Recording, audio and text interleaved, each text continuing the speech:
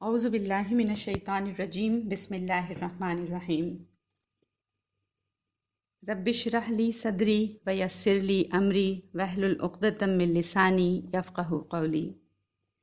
اللہم انی عبدک و ابن عبدک ابن امتک ناصیتی بیدک ماض فی حکمک عدل فی قضاؤک، اسألک بکل اسم هو لک سمیت بہ نفسک او انزلتہ فی کتابک او علمتہ احدا من خلقک او استأثرت بہ فی علم الغیب عندک ان تجعل القرآن ربیع قلبی ونور صدری وجلاء حزنی وذہاب ہمی وغمی۔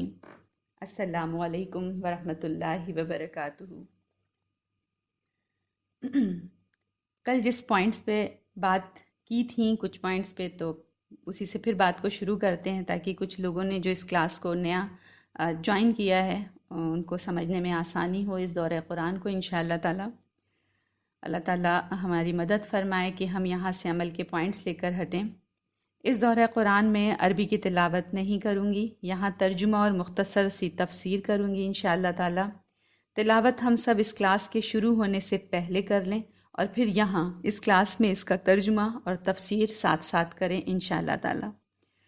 دورہ قرآن چونکہ تھوڑی دیر کا ہوتا ہے، 2 یا 3 گھنٹے کا، اور انشاءاللہ میں اس کو بہت بریف بھی کرنا چاہتی ہوں تاکہ تھوڑے سے وقت میں ہم لوگ بہت کچھ لے کے اٹھیں۔ تو اس عرصے میں کسی بھی شرعی مسئلے مسائل کو ڈسکس نہیں کریں گے انشاءاللہ تعالی۔ آپ سب سے درخواست ہے کہ آپ اپنے سامنے قرآن کھول لیں، ہاتھوں میں پینسل لے لیں تاکہ جن جن الفاظ کو واضح کیا جائے ہمارا اس پر پورا فوکس ہو سکے انشاءاللہ تعالی۔ اللہ تعالیٰ اس کتاب کو ہمیں سیکھنے سکھانے میں ہماری مدد فرمائے، آمین۔ الحمدللہ، کل ہم نے جز نمبر 1 کی مختصر تفسیر سنی۔ وہاں ہمارے لیے بہت سے میسیجز تھے، تھوڑا سا ریکیپ کرتے ہیں پھر آج کے جز کی طرف بڑھیں گے انشاءاللہ تعالی۔ آپ کھولیں آیہ نمبر 40، وَأَوْفُوا بِعَہْدِی أُوفِ بِعَہْدِکُم۔ اللہ تعالیٰ فرما رہے ہیں تم میرا عہد پورا کرو، میں تمہارا عہد پورا کروں گا۔ یہ بہت امپورٹنٹ آیا ہے۔ اللہ سے جو عہد کیا جاتا ہے وہ یونیلیٹرل نہیں ہے، ایک طرفہ نہیں ہے۔ اللہ سے جو معاہدہ کیا جاتا ہے وہ بائی لیٹرل ہوتا ہے، 2 طرفہ ہوتا ہے۔ آگے فرمایا وَإِيَّايَ فَارْهَبُونِ، صرف مجھ ہی سے ڈرو۔ اللہ کی بات مانتے ہوئے بہت سے انسانوں کی بات کو رد کرنا ہو سکتا ہے، ریجیکٹ کرنا ہو سکتا ہے۔ اللہ تعالیٰ کی اطاعت جب انسان شروع کرتا ہے تو بعض دفعہ انسانوں کی نافرمانی کرنی پڑ سکتی ہے مجبوراً۔ ہو سکتا ہے والدین کا کہنا نہ مان سکیں، ہو سکتا ہے اپنے شوہر کی بات نہ مان سکیں ہم، اس لیے کہ والدین کی بات اور شوہر کی بات جو ہے اللہ کی بات سے ٹکرا رہی ہے۔ تو انسان کو خوف آتا ہے، انسیکیورٹی کا احساس ہوتا ہے کہ ایک اندیکھے اللہ کے لیے میں ان نظر آنے والے لوگوں کو ناراض کروں، ان سے ٹکر لے لوں، تو بہت سے اندیشے سر اٹھانے لگتے ہیں۔ بعض دفعہ بہت سے فائدے بھی کم نظر آنے لگتے ہیں، اور جب انسان دنیا سے اور دنیا والوں سے ڈرنے لگتا ہے تو پھر اللہ تعالیٰ کی اطاعت میں وہ خلوص باقی نہیں رہتا جو مطلوب ہے۔ تو یہی فرمایا کہ جو بھی اندیشے، ڈر، خوف ہیں ان کو نکال پھینکو، سب سے ڈرنا چھوڑ دو، صرف ایّایا فارہبونی، صرف مجھ سے ڈرو۔ جو مصلحتیں ہیں، کوئی بھی فائدے ہیں، کوئی بھی امید ہے، کوئی وسوسے، کوئی اندیشے، کوئی فوبیا، کوئی فیئر، ان سب پر اللہ کا خوف حاوی رہنا چاہیے۔ یہ اندیشے، یہ خوف بے وزن ہیں۔ ضروری تو نہیں کہ جو اللہ سے ڈرے اس کی دنیا چلی جائے اور جو اللہ سے نہ ڈرے اس کو دنیا ضرور مل جائے۔ کہاں ہوتا ہے ایسے؟ کوئی ضروری نہیں کہ اللہ کو چھوڑ کر ساری دنیا انسان کو مل جائے، سب اللہ کے اختیار میں ہے۔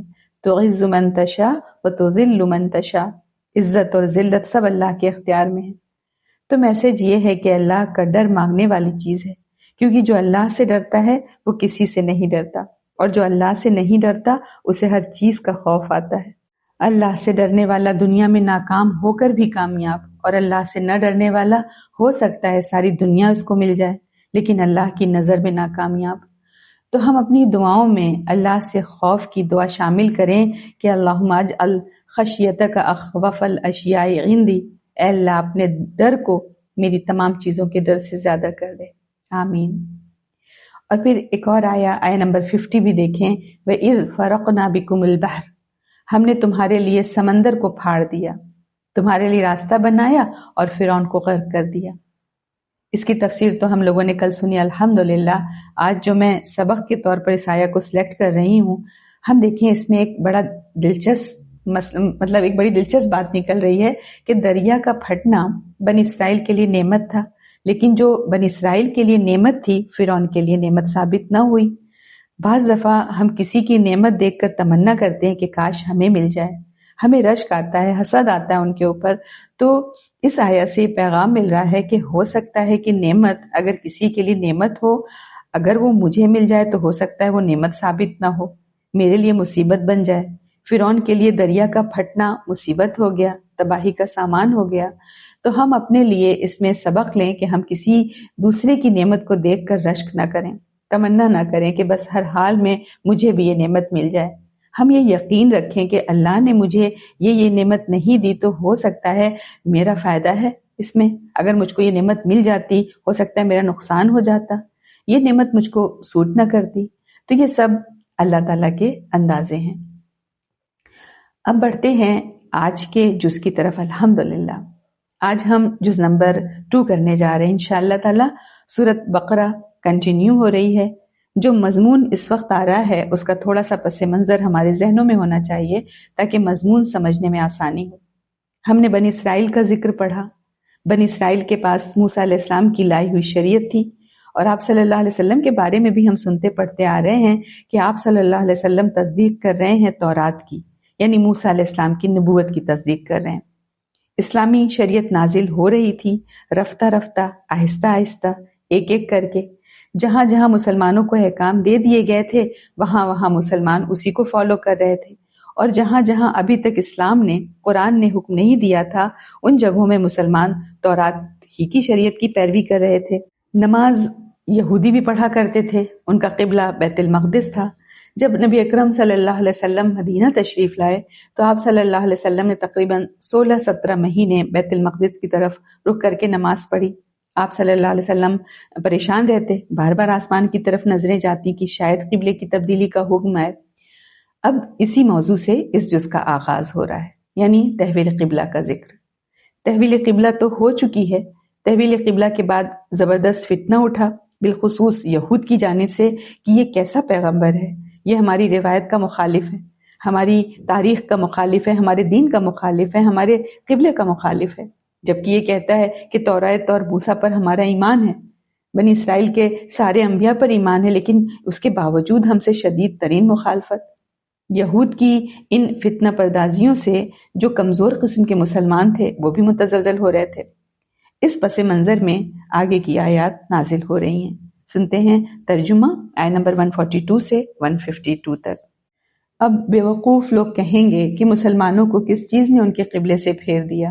کہو کہ مشرق اور مغرب اللہ ہی کے ہیں، وہ جس کو چاہتا ہے سیدھا راستہ دکھاتا ہے، اور اس طرح ہم نے تم کو بیچ کی امت بنایا، یعنی امت وسط بنایا، تاکہ تم لوگوں پر گواہ ہو اور رسول تم پر گواہ ہو۔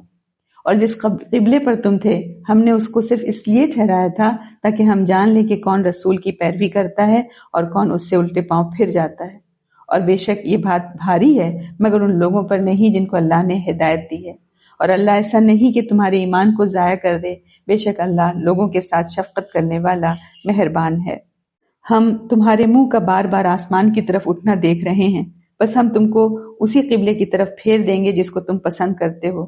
اب اپنا رخ مسجد حرام کی طرف پھیر دو، اور تم جہاں کہیں بھی ہو اپنے رخ کو اسی کی طرف کرو۔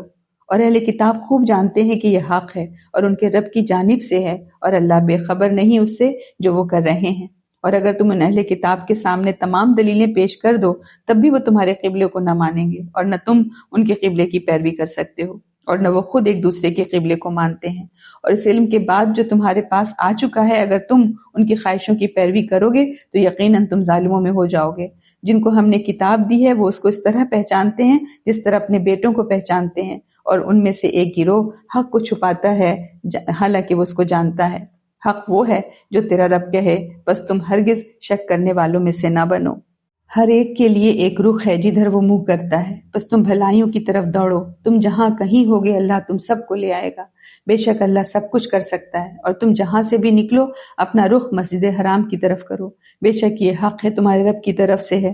اور جو کچھ تم کرتے ہو اللہ اس سے بے خبر نہیں، اور تم جہاں سے بھی نکلو اپنا رخ مسجد حرام کی طرف کرو، اور تم جہاں بھی ہو اپنے رخ اسی کی طرف رکھو تاکہ لوگوں کو تمہارے اوپر کوئی حجت باقی نہ رہے سوائے ان لوگوں کے جو ان میں سے بے انصاف ہیں، بس تم ان سے نہ ڈرو اور مجھ سے ڈرو، اور تاکہ میں اپنی نعمت تمہارے اوپر پوری کر دوں اور تاکہ تم راہ پا جاؤ، جس طرح ہم نے تمہارے درمیان ایک رسول تمہیں میں سے بھیجا جو تم کو ہماری آیتیں پڑھ کر سناتا ہے اور تم کو پاک کرتا ہے اور تم کو کتاب کی اور حکمت کی تعلیم دیتا ہے اور تم کو وہ چیزیں سکھا رہا ہے جن کو تم نہیں جانتے تھے، بس تم مجھ کو یاد رکھو، میں تم کو یاد رکھوں گا، اور میرا احسان مانو، میری ناشکری مت کرو۔ بتایا یہ جا رہا ہے کہ نبی اکرم صلی اللہ علیہ وسلم نے اپنی طرف سے قبلہ نہیں بدلا ہے بلکہ اللہ کا حکم ہے۔ پچھلی آیتوں میں ہم نے دیکھا ابراہیم علیہ السلام اور بیت اللہ کا ذکر آ چکا ہے دھیمے دھیمے۔ اس سے ہم قرآن کا انداز دیکھیں، تبلیغ کی خوبصورتی دیکھیں کہ کوئی نئی بات، کوئی مشکل بات جس کو ذہن قبول کرتے ہوئے ہچکچا رہے ہوں، کوئی ٹرینڈ ہو جو کہ چلا آ رہا ہو معاشرے میں، اب اس ٹرینڈ کو یا رواج کو بدلنا ہو تو کیسے بدلیں؟ ایبرپٹ چینج نہیں کرنا چاہیے، آہستہ آہستہ پہلے ذہنوں کو تیار کیا، پہلے ذہن سازی کی، پھر قانون سازی کی، پھر حکم دیا تاکہ لوگوں کے ذہن آہستہ آہستہ تیار ہونے لگ جائیں، کیونکہ الفاظ کاغذ پر تو آ جائیں گے، قانون بھی بن جائے گا۔ قلم سے قانون بنانا تو آسان ہے، مگر اس قانون کو امپلیمنٹ کروانے کے لیے ذہنوں کو تیار کرنا مشکل کام ہے۔ ہم 2 رکوع پہلے سے آہستہ آہستہ یہ ذکر پڑھ رہے ہیں کہ وَلِلَّهِ الْمَشْرِقُ وَالْمَغْرِبُ أَيْنَمَا تُوَلُّوا فَثَمَّ وَجْهُ اللَّهِ، یعنی بیت اللہ کا ذکر آیا، کنسٹرکشن کی بات آئی، پھر ابراہیم علیہ السلام جو کہ کامن فیکٹر تھے ان سے بات کو شروع کیا گیا، پھر ان تمام انبیاء کا ذکر کیا گیا جو بنی اسرائیل کے یہاں بھی محترم تھے، وہ اسماعیل علیہ السلام کو تو پسند نہیں کرتے تھے، تو اسی پیکج کے اندر اسماعیل علیہ السلام کا ذکر بھی چپکے سے، ہلکے سے، آہستہ سے کر دیا تاکہ یہ بہت زیادہ فلیئر اپ نہ ہو، کیونکہ تبلیغ میں اگلے کو پنچ کرنا مقصد نہیں ہوتا، اسلام تو اصلاح چاہتا ہے، اگلے کی خیر خواہی ذہن میں ہو، تبلیغ کا یہ انداز اسلام چاہتا ہے۔ اب کیا حکمتیں ہیں، کیوں اللہ تعالیٰ نے قبلے کو تبدیل کرنے کا حکم دیا؟ اللہ کی حکمتیں اللہ بہتر جانتا ہے، لیکن چند علماء نے کوشش کی ہے کہ اس کی چند حکمتیں تلاش کی جائیں۔ ایک تو یہ کہ پریکٹیکلی لوگوں پر واضح ہو جائے کہ قبلہ چاہے بیت المقدس ہو یا خانہ کعبہ، یہ جو عمارت ہے وہ کوئی اپنی ذات سے پوجا جانے والا بت نہیں ہے۔ مسلمان اللہ کے حکم کے پابند ہیں، جن میں للہیت ہوتی ہے، وہ کسی خاص سمت میں، کسی خاص ڈائریکشن میں نہیں الجھتے، وہ تو صرف اللہ کی مرضی کے متلاشی رہتے ہیں، جدھر جہاں اور جب اللہ پھر دے انسان پھر جائے۔ یہ قبلے کی تبدیلی دراصل وہی تبدیلی ہے جو قرآن پڑھنے کے بعد اکثر لوگوں کی زندگی میں آتی ہے۔ ہم ایک خاص طریقے کی زندگی گزار رہے ہوتے ہیں، چاہے ہماری نماز ہو، روزہ ہو، وضو ہو، شادی بیاہ، رسم و رواج، جب ہم قرآن پڑھنے آتے ہیں تو یہی تبدیلیاں پھر لوگوں کو چبھنے لگتی ہیں۔ کیا ہمارے بڑے غلط تھے؟ کیا ان کو سمجھ نہیں تھی؟ کیا اس کا مطلب یہ ہے کہ یہ بھی ٹھیک نہیں ہے، وہ بھی ٹھیک نہیں ہے؟ اب اس طرح کے حالات میں 2 طرح کے گروہ بن جاتے ہیں، جن کے اندر دینی سوچ غالب ہوتی ہے، وہ ظاہری باتوں پر بھی بہت زیادہ زور دیتے ہیں، جیسے نماز میں ہاتھ کہاں باندھیں، نماز میں رفع الیدین کریں یا نہ کریں، پاؤں جوڑیں نہ جوڑیں، عورتیں کیسے نماز پڑھیں، امام کے پیچھے فاتحہ کیسے پڑھیں، آمین تیز سے کہ دھیمے سے۔ تو یہ ظاہری اعمال ہیں جن کی بہت اہمیت ہے، لیکن یہ اصل نہیں ہے۔ جب لوگ خاص طور پر اس سوچ کے حامل ہو جائیں کہ عبادت کے ظاہری ریچولز پر اتنے ریسٹرکٹ کہ اگر کوئی ذرا سا ادھر سے ادھر دکھا تو شور شرابہ شروع ہو جائے، لیکن اس کے برعکس جو اعمال کی روح ہے وہ خالی رہ جاتی ہے۔ کتنا اخلاص ہے، ہو کیئرز، کتنی خشیت ہے، کتنا خوف ہے اللہ کا، کتنا کنیکشن ہے اللہ سے، کتنا صبغت اللہ آیا، کل ہم نے پڑھا تھا نا اللہ کا رنگ صبغت اللہ، تو اس کی فکر پھر سیکنڈری ہو جاتی ہے، پھر دین ظاہری رسموں کا مجموعہ بن جاتا ہے۔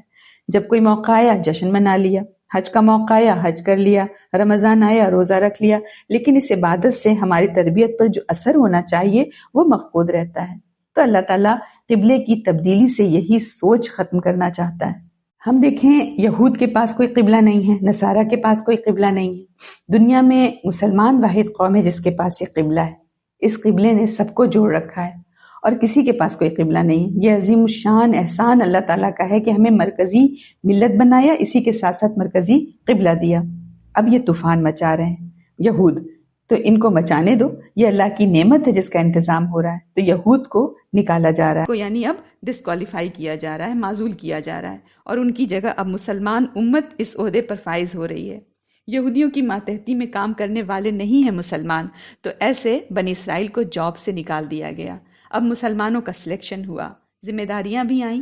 اب تحویل قبلہ دراصل یوں سمجھیں مسلمانوں کی تاج پوشی کی جا رہی ہے. تو آگے فرمایا یہدی من یشاء الی صراط مستقیم.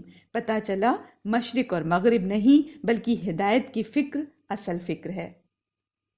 پھر ہے دیکھیں کہ کذالکا کہ ہم نے اسی طرح سے کذالک جعلناکم امۃ وسطا، اسی طرح سے ہم نے تم کو بنایا امت وسط، ہے نا.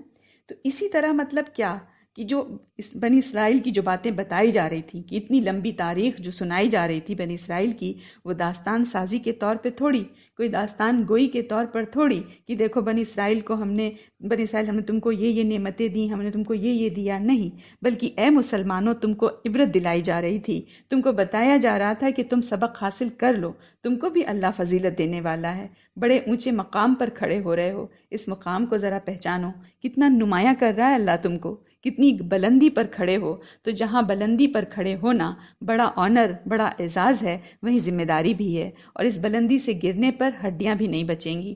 تو بلندی سے گرنا ہلاکت کے سوا کچھ بھی نہیں. تو اے مسلمانوں تم نے دیکھا کہ جب بنی اسرائیل اس مقام سے گرے تو کہاں گئے؟ پیچھے آیت تھی کہ وہ اللہ کا غضب لے کر لوٹے، یعنی باؤ بغضب من اللہ، اللہ کا غضب لے کر لوٹے. تو تمہارے لیے بھی یہ میک اور بریک سچویشن ہے، آخرت بنا لو یا برباد کر لو. اب تم عام لوگوں کی طرح نہیں ہو، منمانی نہیں کرنی، اللہ نے چن لیا ہے تم کو.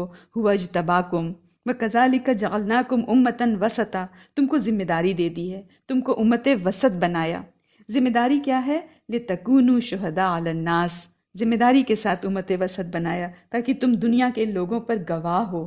تو ہمیں عروج یا بلندی ہاتھ پر ہاتھ رکھ کر بیٹھنے سے حاصل نہیں ہوگی، اس میں ہمیں محنت اور ڈیڈیکیشن درکار ہے، اس کی جواب دہی دینی ہے.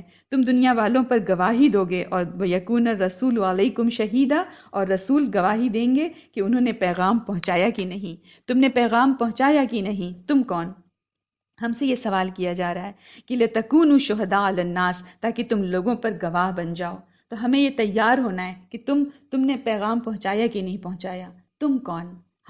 ہم سے خطاب ہے. ہم کہتے ہیں ہماری ذمہ داری ہے. تو اس ہم کے اندر سے میں کو نکال کر کہیں لے جاتے ہیں، میں گم ہو جاتا ہے اور ہم ہی رہ جاتا ہے. جیسے کہتے ہیں نا کسی کام کو کرنے کے لیے کوئی 3 لوگ تھے، ہے نا، everybody, somebody, nobody. Everybody thought somebody will do it, nobody did it. ہم یہی کہتے ہیں کوئی کرے گا، لیکن کوئی کون؟ جب تک میں اپنے آپ کو قرآن کا مخاطب نہیں سمجھوں گی، میرے اندر پھر کوئی انرجی نہیں آنے والی کام کرنے کی. آج ہم یہ کہتے ہیں مسلمان کہ میرے پاس ٹائم نہیں ہے، میں بزی ہوں. تو اتنی بڑی امت کی قسمت کا بدلنا چند ہزار لوگوں کے بس کا کام نہیں ہے. پھر ہم مشکلات آنے پر رونا روتے ہیں، لوگوں کو دہائیاں دیتے ہیں. اگر ہم اپنے کو دیکھیں تو ہمارا اس میں رول 0 کے برابر ہے. تو ہمیں اپنے آپ کو اس راہ میں پکانا ہے. اس راہ میں آزمائشیں آئیں گی، مشکلات آئیں گی، تو ہمیں ہارڈ ورکنگ ہونا ہے. تمناؤں سے کچھ نہیں ہوگا. پھر ہم نہ روئیں نبی اکرم صلی اللہ علیہ وسلم کے کارٹون دیکھ کر، جیسے باقی اسلامی تعلیمات کے لیے ہم انڈیفرنٹ ہو جاتے ہیں، ہم اس کے لیے بھی انڈیفرنٹ ہو جائیں نعوذ باللہ. جیسے باقی چیزوں سے ہم کندھے اچکا کر گزر جاتے ہیں، اس کے لیے بھی گزر جائیں. اور نہ ہی نعرے اور جلوس سے اسلام کو مضبوطی آئے گی. اسلام وہیں کا وہیں رہے گا جب تک ہم اپنے جذبات انٹرنلائز نہیں کریں گے، جب تک ہم اپنے جذبات کو تھامیں گے نہیں، جب تک ہم اپنے دکھ، غم، غصے کو چینلائز نہیں کریں گے، جب تک قرآن اور سنت میں لگام نہیں ڈالیں گے اپنے جذبات پر، ہم کبھی بھی عروج نہیں پا سکتے. ہمیں اپنی ذمہ داری سمجھنا ہے. یہ جو آیت نمبر 143 میں جو امت وسط بولا، یہ وسط ہے کیا؟ یہ وسط جو ہے 2 ایکسٹریم کے درمیان افضل اور بہترین چیز کو بھی کہتے ہیں. اور وسط کا مطلب ہوتا ہے واسطہ بھی، لنک بھی. ہم لنک کیسے ہیں؟ ہم امت وسط کیسے ہیں؟ دیکھتے ہیں. یہود ایک ایکسٹریم پر گئے، ہے نا، ان کی شریعت کافی سخت ہو گئی تھی علماء کی ہیرا پھیری کی وجہ سے. اور نصارہ جو تھے وہ دوسری ایکسٹریم کو گئے تھے، انہوں نے اپنے یہاں شریعت کو ختم ہی کر دیا، ایبروگیٹ ہی کر دیا تھا. عیسائیت کے بارے میں آتا ہے کہ ایک ایسا اکیلا مذہب ہے جس میں کسی قسم کی کوئی شریعت موجود نہیں ہے. ان دونوں ایکسٹریم سے نکال کر، یعنی یہودی والی ایکسٹریم اور یہ عیسائی والی جو بھی ایکسٹریم ہے، کو نکال کر مسلمانوں کو صراط مستقیم پر لایا گیا. تو یہ ہے امت وسط، کہ ہم درمیان کی راہ پر رکھے گئے ہیں. تو ہم بہتر ہوئے، افضل ہوئے، امت وسط ہوئے. تو یہ جو ایکسٹریمسٹ کا نام دیتے ہیں ہم مسلمانوں کو، تو یہ تو پھر اپنے آپ غلط ہی ہو گیا، صحیح نہیں ہوا. ہمارا تو نام ہی ہے امت وسط. تو اسلام اور ایکسٹریمزم دو مختلف باتیں ہیں، کانٹرڈکشن ہے. جو قرآن اور سنت کو چھوڑ دیں وہ ایکسٹریمسٹ ہیں، جو قرآن اور سنت کو تھامے رہتا ہے وہ تو معتدل ہوتا ہے. پھر دیکھیں یہ امت وسط کا ایک مطلب جو بتایا کہ لنک ہے، تو ہم لنک کیسے ہیں؟ یہ اللہ کا پیغام ہم تک دو ذریعے سے پہنچا، ایک ملک اور ایک رسول، یعنی رسول ملک اور رسول انس. آدم علیہ السلام سے لے کر عیسیٰ علیہ السلام تک یہی دونوں مینز تھے. نبی اکرم صلی اللہ علیہ وسلم آخری رسول تھے، ان کے بعد کوئی رسول نہیں آیا. تو نبی اکرم صلی اللہ علیہ وسلم وہ آخری نبی تھے جن پر جبرائیل علیہ السلام نے براہ راست وحی نازل فرمائی، اور آپ صلی اللہ علیہ وسلم کے ہی زمانے میں اللہ تعالیٰ نے فرما دیا کہ پیغام آگے پہنچتا رہے، کیونکہ اب یہ دونوں ذرائع بند ہونے والے تھے. نہ جبرائیل علیہ السلام کو وحی لانی ہے، نہ نبی اکرم صلی اللہ علیہ وسلم رہیں گے، یعنی رسالت ختم. لیکن پیغام تو پہنچنا تھا اور اس کا انتظام بھی کرنا تھا. تو اب مسلمانوں کو رسالت کی اس سنہری زنجیر سے تیسرے واسطے کے طور پر، یعنی تیسری کڑی کے، تیسری لنک کے طور پر باندھ دیا گیا. یعنی اب جو لنک نبی اکرم صلی اللہ علیہ وسلم سے لے کر قیامت تک کے انسان کے بیچ میں رہے گا وہ مسلمان ہیں. تو بڑی حیثیت مسلمانوں کو ملی ہے، بڑا مقام دیا اللہ نے ہم مسلمانوں کو، نعمت دی، نعمت قرآن دی. قرآن کو جو نعمت سمجھے گا وہی ذمہ داری محسوس کرے گا، اور نعمت تو پھر ذمہ داری چاہتی ہے. یہ تو اللہ تعالیٰ کا قانون ہے، اب اس کو پھیلانا ہے. اپنے قول اور عمل سے ہمیں تبلیغ کرنی ہے، گواہی دینی ہے، شہادت دینی ہے. لِتَكُونُوا شُهَدَاءَ، اسلام کی مدد کرنی ہے، اسلام میں ہی ہمیں رہنا ہے، اس سے ہم فرار نہیں کر سکتے. تو یہ ذمہ داری شہادت علی الناس، یعنی لوگوں پر گواہ، پہلے بنی اسرائیل کو دی گئی تھی لیکن انہوں نے اس کا حق ادا نہ کیا. اب ہم کو دی گئی یہ ذمہ داری. اب ہمارا امتحان چل رہا ہے. ہر دور، ہر زبان، ہر ملک میں یہ دعوت عام کرنی ہے. نبی اکرم صلی اللہ علیہ وسلم نے اپنے آخری حج کے موقع پر لوگوں سے گواہی لے لی تھی. وَيَكُونَ الرَّسُولُ عَلَيْكُمْ شَهِيدًا، 1.25 کا مجمع آپ کے سامنے تھا. آپ نے پوچھا اَهَلْ بَلَّغْتُ، کیا میں نے پہنچا دیا؟ اور سارے مجمع نے کہا تھا جی ہاں، آپ نے تبلیغ کا حق کر دیا، ادا کر دیا. آپ نے نصیحت کا حق ادا کر دیا، آپ نے امانت کا حق ادا کر دیا. پھر آپ صلی اللہ علیہ وسلم نے 3 دفعہ آسمان کی طرف انگلی اٹھائی تھی اور فرمایا تھا اللہم اشہد، اللہم اشہد، اللہم اشہد، اللہ تو گواہ رہنا، اللہ تو گواہ رہنا، اللہ تو گواہ رہنا. تو نبی اکرم صلی اللہ علیہ وسلم کی ذمہ داری تو پوری ہو گئی، وہ تو انشاءاللہ بری ہیں کہ اللہ میں نے اپنی ذمہ داری ادا کی. آپ صلی اللہ علیہ وسلم کے کندھوں سے یہ ذمہ داری اتر گئی، اب یہ ہمارے کندھوں پر آ گئی ہے. آپ صلی اللہ علیہ وسلم نے فرمایا تھا فَلْيُبَلِّغُ الشَّاهِدُ الْغَائِبَ، اب جو یہاں موجود ہیں وہ ان کو پہنچائیں جو موجود نہیں. یعنی میرے اور آپ کے کندھوں پر یہ ذمہ داری ہے. ہماری موت تک ہم کوتاہی کریں گے ہماری پکڑ ہوگی. ہمیں فضیلت تو یاد ہے کہ ہم مسلمان ہیں لیکن ہم اپنی ذمہ داری بھولتے جا رہے ہیں. تو پیچھے ہم نے پڑھا تھا بنی اسرائیل کو خطاب کر کے اللہ تعالیٰ نے کہا تھا کہ ذمہ داری کو پورا کرو. اے بنی اسرائیل تم میرے عہد کو پورا کرو، میں تمہارے عہد کو پورا کروں گا. اب ہم دیکھیں جب اس ملت کو برپا کیا جا رہا ہے، ایک نئی ملت برپا کی جا رہی ہے، تو تقریباً اسی سے ملتے جلتے ہوئے الفاظ ہیں. ان کو تو اب معزول کر دیا گیا ہے، یہود کو تو اب معزول کر دیا گیا ہے. ان کی جگہ اب ایک نئی امت مسلمہ گواہ بنے گی، کیونکہ یہود نے، نصارہ نے کتمان حق کیا ہے، حق کو چھپایا ہے. اس امت کا نشان امتیاز یہ ہوگا کہ یہ امت شہادت علی الناس کا فریضہ انجام دے گی. تو اب جب یہ امت مسلمہ ایک قائد ہوگی، ایک رہنما ہوگی جسے قبلہ عطا کر دیا گیا ہے، جو ایک نعمت ہے اور عظیم الشان نعمت ہے، تو نعمت کا تقاضا کیا ہوتا ہے؟ شکر. تو فرمایا فَاذْكُرُونِي أَذْكُرْكُمْ وَاشْكُرُوا لِي وَلَا تَكْفُرُونَ، تم مجھے یاد رکھنا، یاد کرنا نہیں، یاد رکھنا. یہ وہ امت ہے جو نسیان نہیں کرتی، بھولتی نہیں.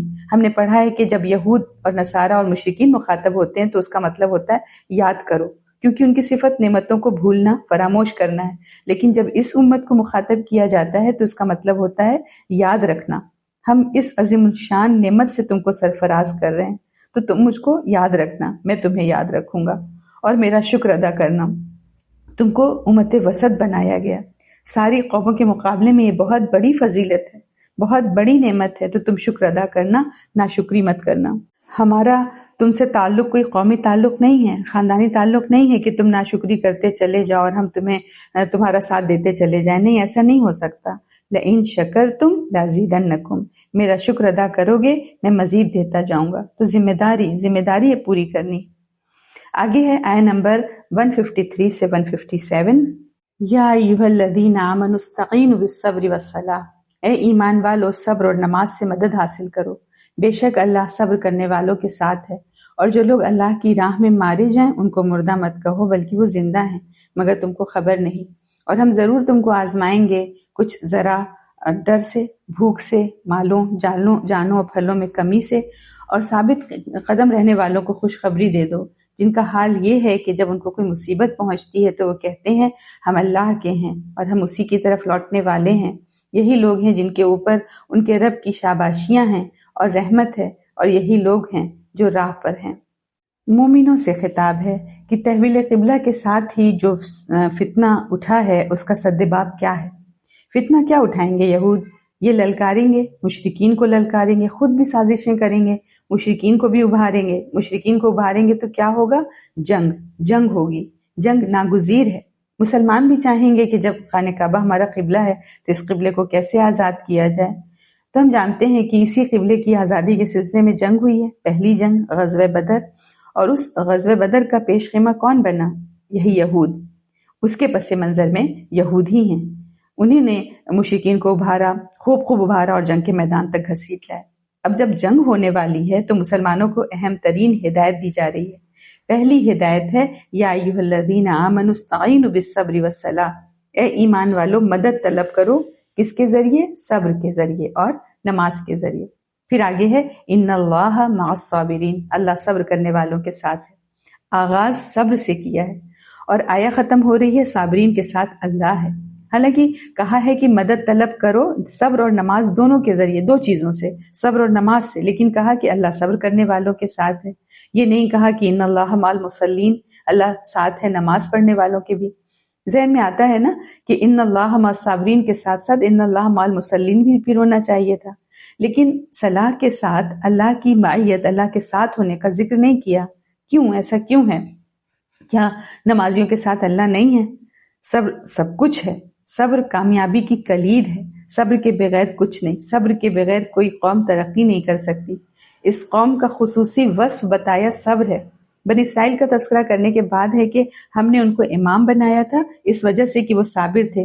صبر کے بغیر کچھ نہیں ہو سکتا. اس وجہ سے صاف جو اہم ترین ہدایت دی گئی، استعینوا بالصبر، صبر کے ساتھ مدد طلب کرو، والصلاۃ اور نماز کے ذریعے مدد طلب کرو. ان اللہ مع الصابرین، اللہ صبر کرنے والوں کے ساتھ ہے.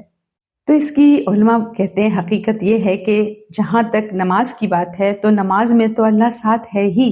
یہ ایسی بات ہے کہ بالکل ظاہر ہے، اس میں غور و فکر کی بھی کوئی ضرورت نہیں. جب انسان نماز پڑھتا ہے تو وہ اللہ سے قریب ہی تو ہوتا ہے. واسجد واقترب، سجدہ کرو اور قریب ہو جاؤ. اللہ کے قرب کا ذریعہ ہے نماز، اور یہ بہت ہی اہم ترین ذریعہ ہے نماز، مضبوط ذریعہ ہے نماز. تو نماز قربت کا ذریعہ ہے، اللہ سے تعلق جوڑنے کا ذریعہ ہے، اللہ کی معیت، اللہ کا ساتھ اس سے حاصل ہوتا ہے بندے کو. یہ ایسا مسئلہ ہے جو بالکل ظاہر ہے، ہر ایک کو آسانی سے سمجھ میں آ جاتا ہے. لیکن تلوار چل رہی ہو، تیروں کا مہ برس رہا ہو، گردنیں کٹ رہی ہوں، بازو کٹ رہے ہوں، تن میدان جنگ میں تڑپ رہا ہو، ایسے میں ایک آدمی محسوس کر سکتا ہے کہ اللہ کی میت نہیں ہے کیا؟ کہیں اس کی میت دور تو نہیں ہو گئی؟ اللہ کی مدد، اللہ کی نصرت، اللہ کی تائید دور تو نہیں ہو گئی؟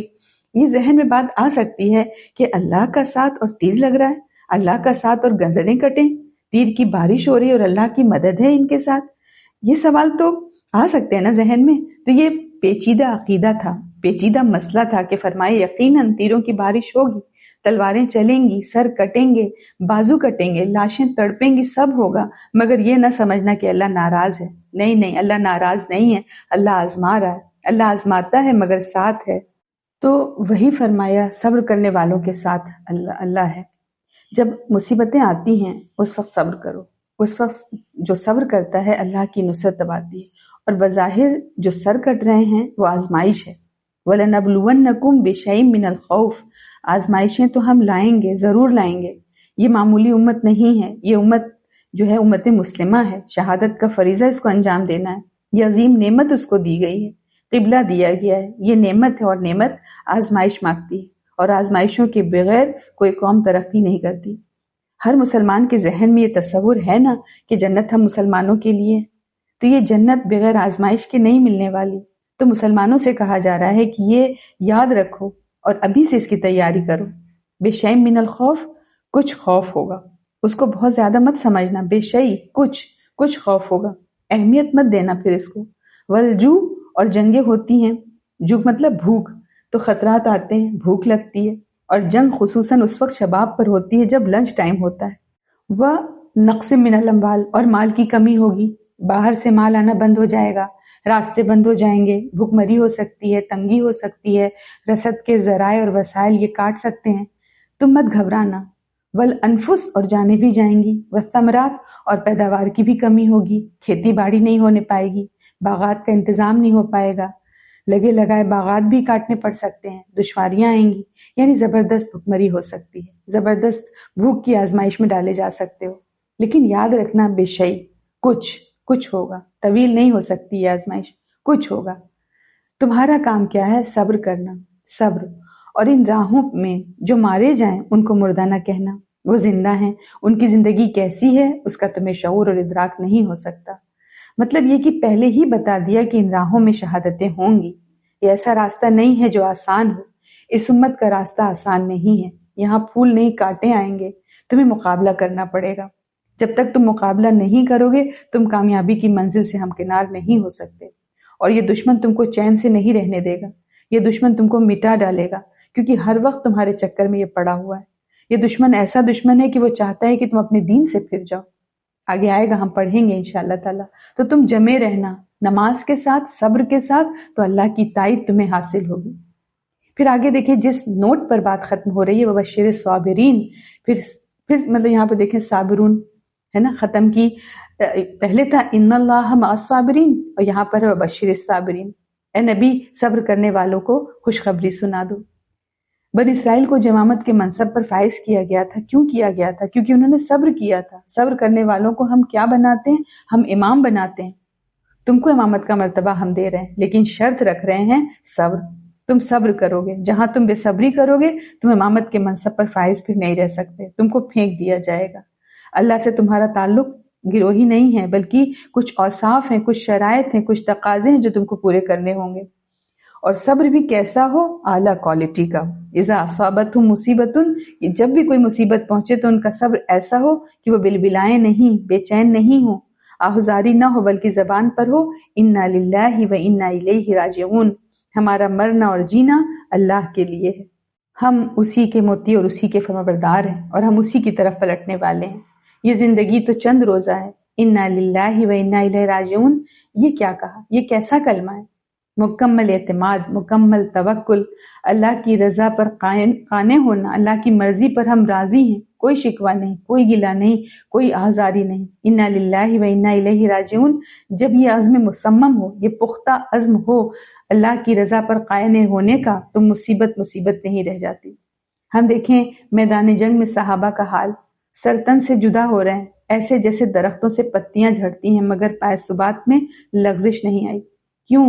کیونکہ اعتماد کا کلمہ جو زبان سے نکلا وہ صرف زبانی نہیں تھا، دل کی گہرائیوں سے، پور پور سے اللہ کے آگے سبمیشن تھا، غیر معمولی توکل، غیر معمولی اعتماد. بہت اچھا کہا ہے کسی نے کہا، جس نے بھی کہا ہے کہ آلام روزگار کو آسان بنا دیا، جو غم ہوا اسے غم جانا بنا دیا. مطلب اس راہ میں جو مصائب آتے ہیں چونکہ وہ اللہ کی جانب سے آتے ہیں، اس وجہ سے سچا مومن نہیں بلبلاتا، توکل کرتا ہے، اس کو قبول کرتا ہے خندہ جبینی کے ساتھ. جو غم ہوا اسے غم جانا بنا دیا. آگے ہے یہ وہ لوگ ہیں جن پر اللہ کی جانب سے شاباشیاں اور عنایتیں ہیں اور رحمتیں نازل ہوتی ہیں، اور یہی کامیاب ہے. یہ تمہید، یہ ٹھوس تمہید، اس تمہید سے خطاب شروع کیا ہے مومنوں سے. یہ پہلا خطاب ہے یا ایھا الذین آمنوا کہہ کر. قرآن کی ترتیب میں یہ پہلا خطاب آ رہا ہے یا ایھا الذین آمنوا کہہ کر. اس شان سے خطاب کیا ہے، اور یہ سب سے اہم ذمہ داریاں بتائی ہیں. اور پہلی بات جو بتائی وہ یہ کہ آزمائشی دور سے گزرو گے. آزمائش کو پہلے سمجھنا. تم یہ مت سوچنا کہ چھوڑ دیے جاؤ گے. تم نے محبوبیت کا دعویٰ کیا ہے، تم نے اللہ کی بندگی کا دعویٰ کیا ہے، تو یہ ایسا دعویٰ ہے کہ اس میں اللہ آزمائے گا. آزمائش کے بغیر تم کو نواز نہیں سکتا. پھر اس کے بعد نوازشیں ہوں گی. احسب الناس ان یترکوا ان یقولوا آمنا وهم لا یفتنون. کیا لوگوں نے سوچ رکھا ہے کہ انہیں چھوڑ دیا جائے گا؟ نہیں، آزمائش میں ڈالا جائے گا. کیونکہ ان سے پہلے کی قومیں جو تھیں ان کو بھی تو آزمائش میں ڈالا گیا، تو آزمائشیں آئیں گی۔ ہم دیکھیں بات چل رہی تھی تحویل قبلہ کی، بیچ میں رک کر یہ پیغام دیا مومنوں کو، پھر اب قبلے کی طرف جو ہے بات کنٹینیو ہو رہی ہے۔ اے نمبر 158 سے 163، صفا اور مروہ بے شک اللہ کی یادگاروں میں سے ہیں، بس جو شخص بیت اللہ کا حج کرے یا عمرہ کرے تو اس پر کوئی حرج نہیں کہ وہ ان کا طواف کرے، اور جو کوئی شوق سے کچھ نیکی کرے تو اللہ قدردان ہے، جاننے والا ہے۔ جو لوگ چھپاتے ہیں ہماری اتاری ہوئی کھلی نشانیوں کو اور ہماری ہدایت کو بعد اس کے کہ ہم اس کو لوگوں کے لیے کتاب میں کھول چکے ہیں، تو وہی لوگ ہیں جن پر اللہ لعنت کرتا ہے اور ان پر لعنت کرنے والے لعنت کرتے ہیں۔ البتہ جنہوں نے توبہ کیا اور اصلاح کر لی اور بیان کیا تو میں ان کو معاف کر دوں گا، اور میں ہوں معاف کرنے والا مہربان۔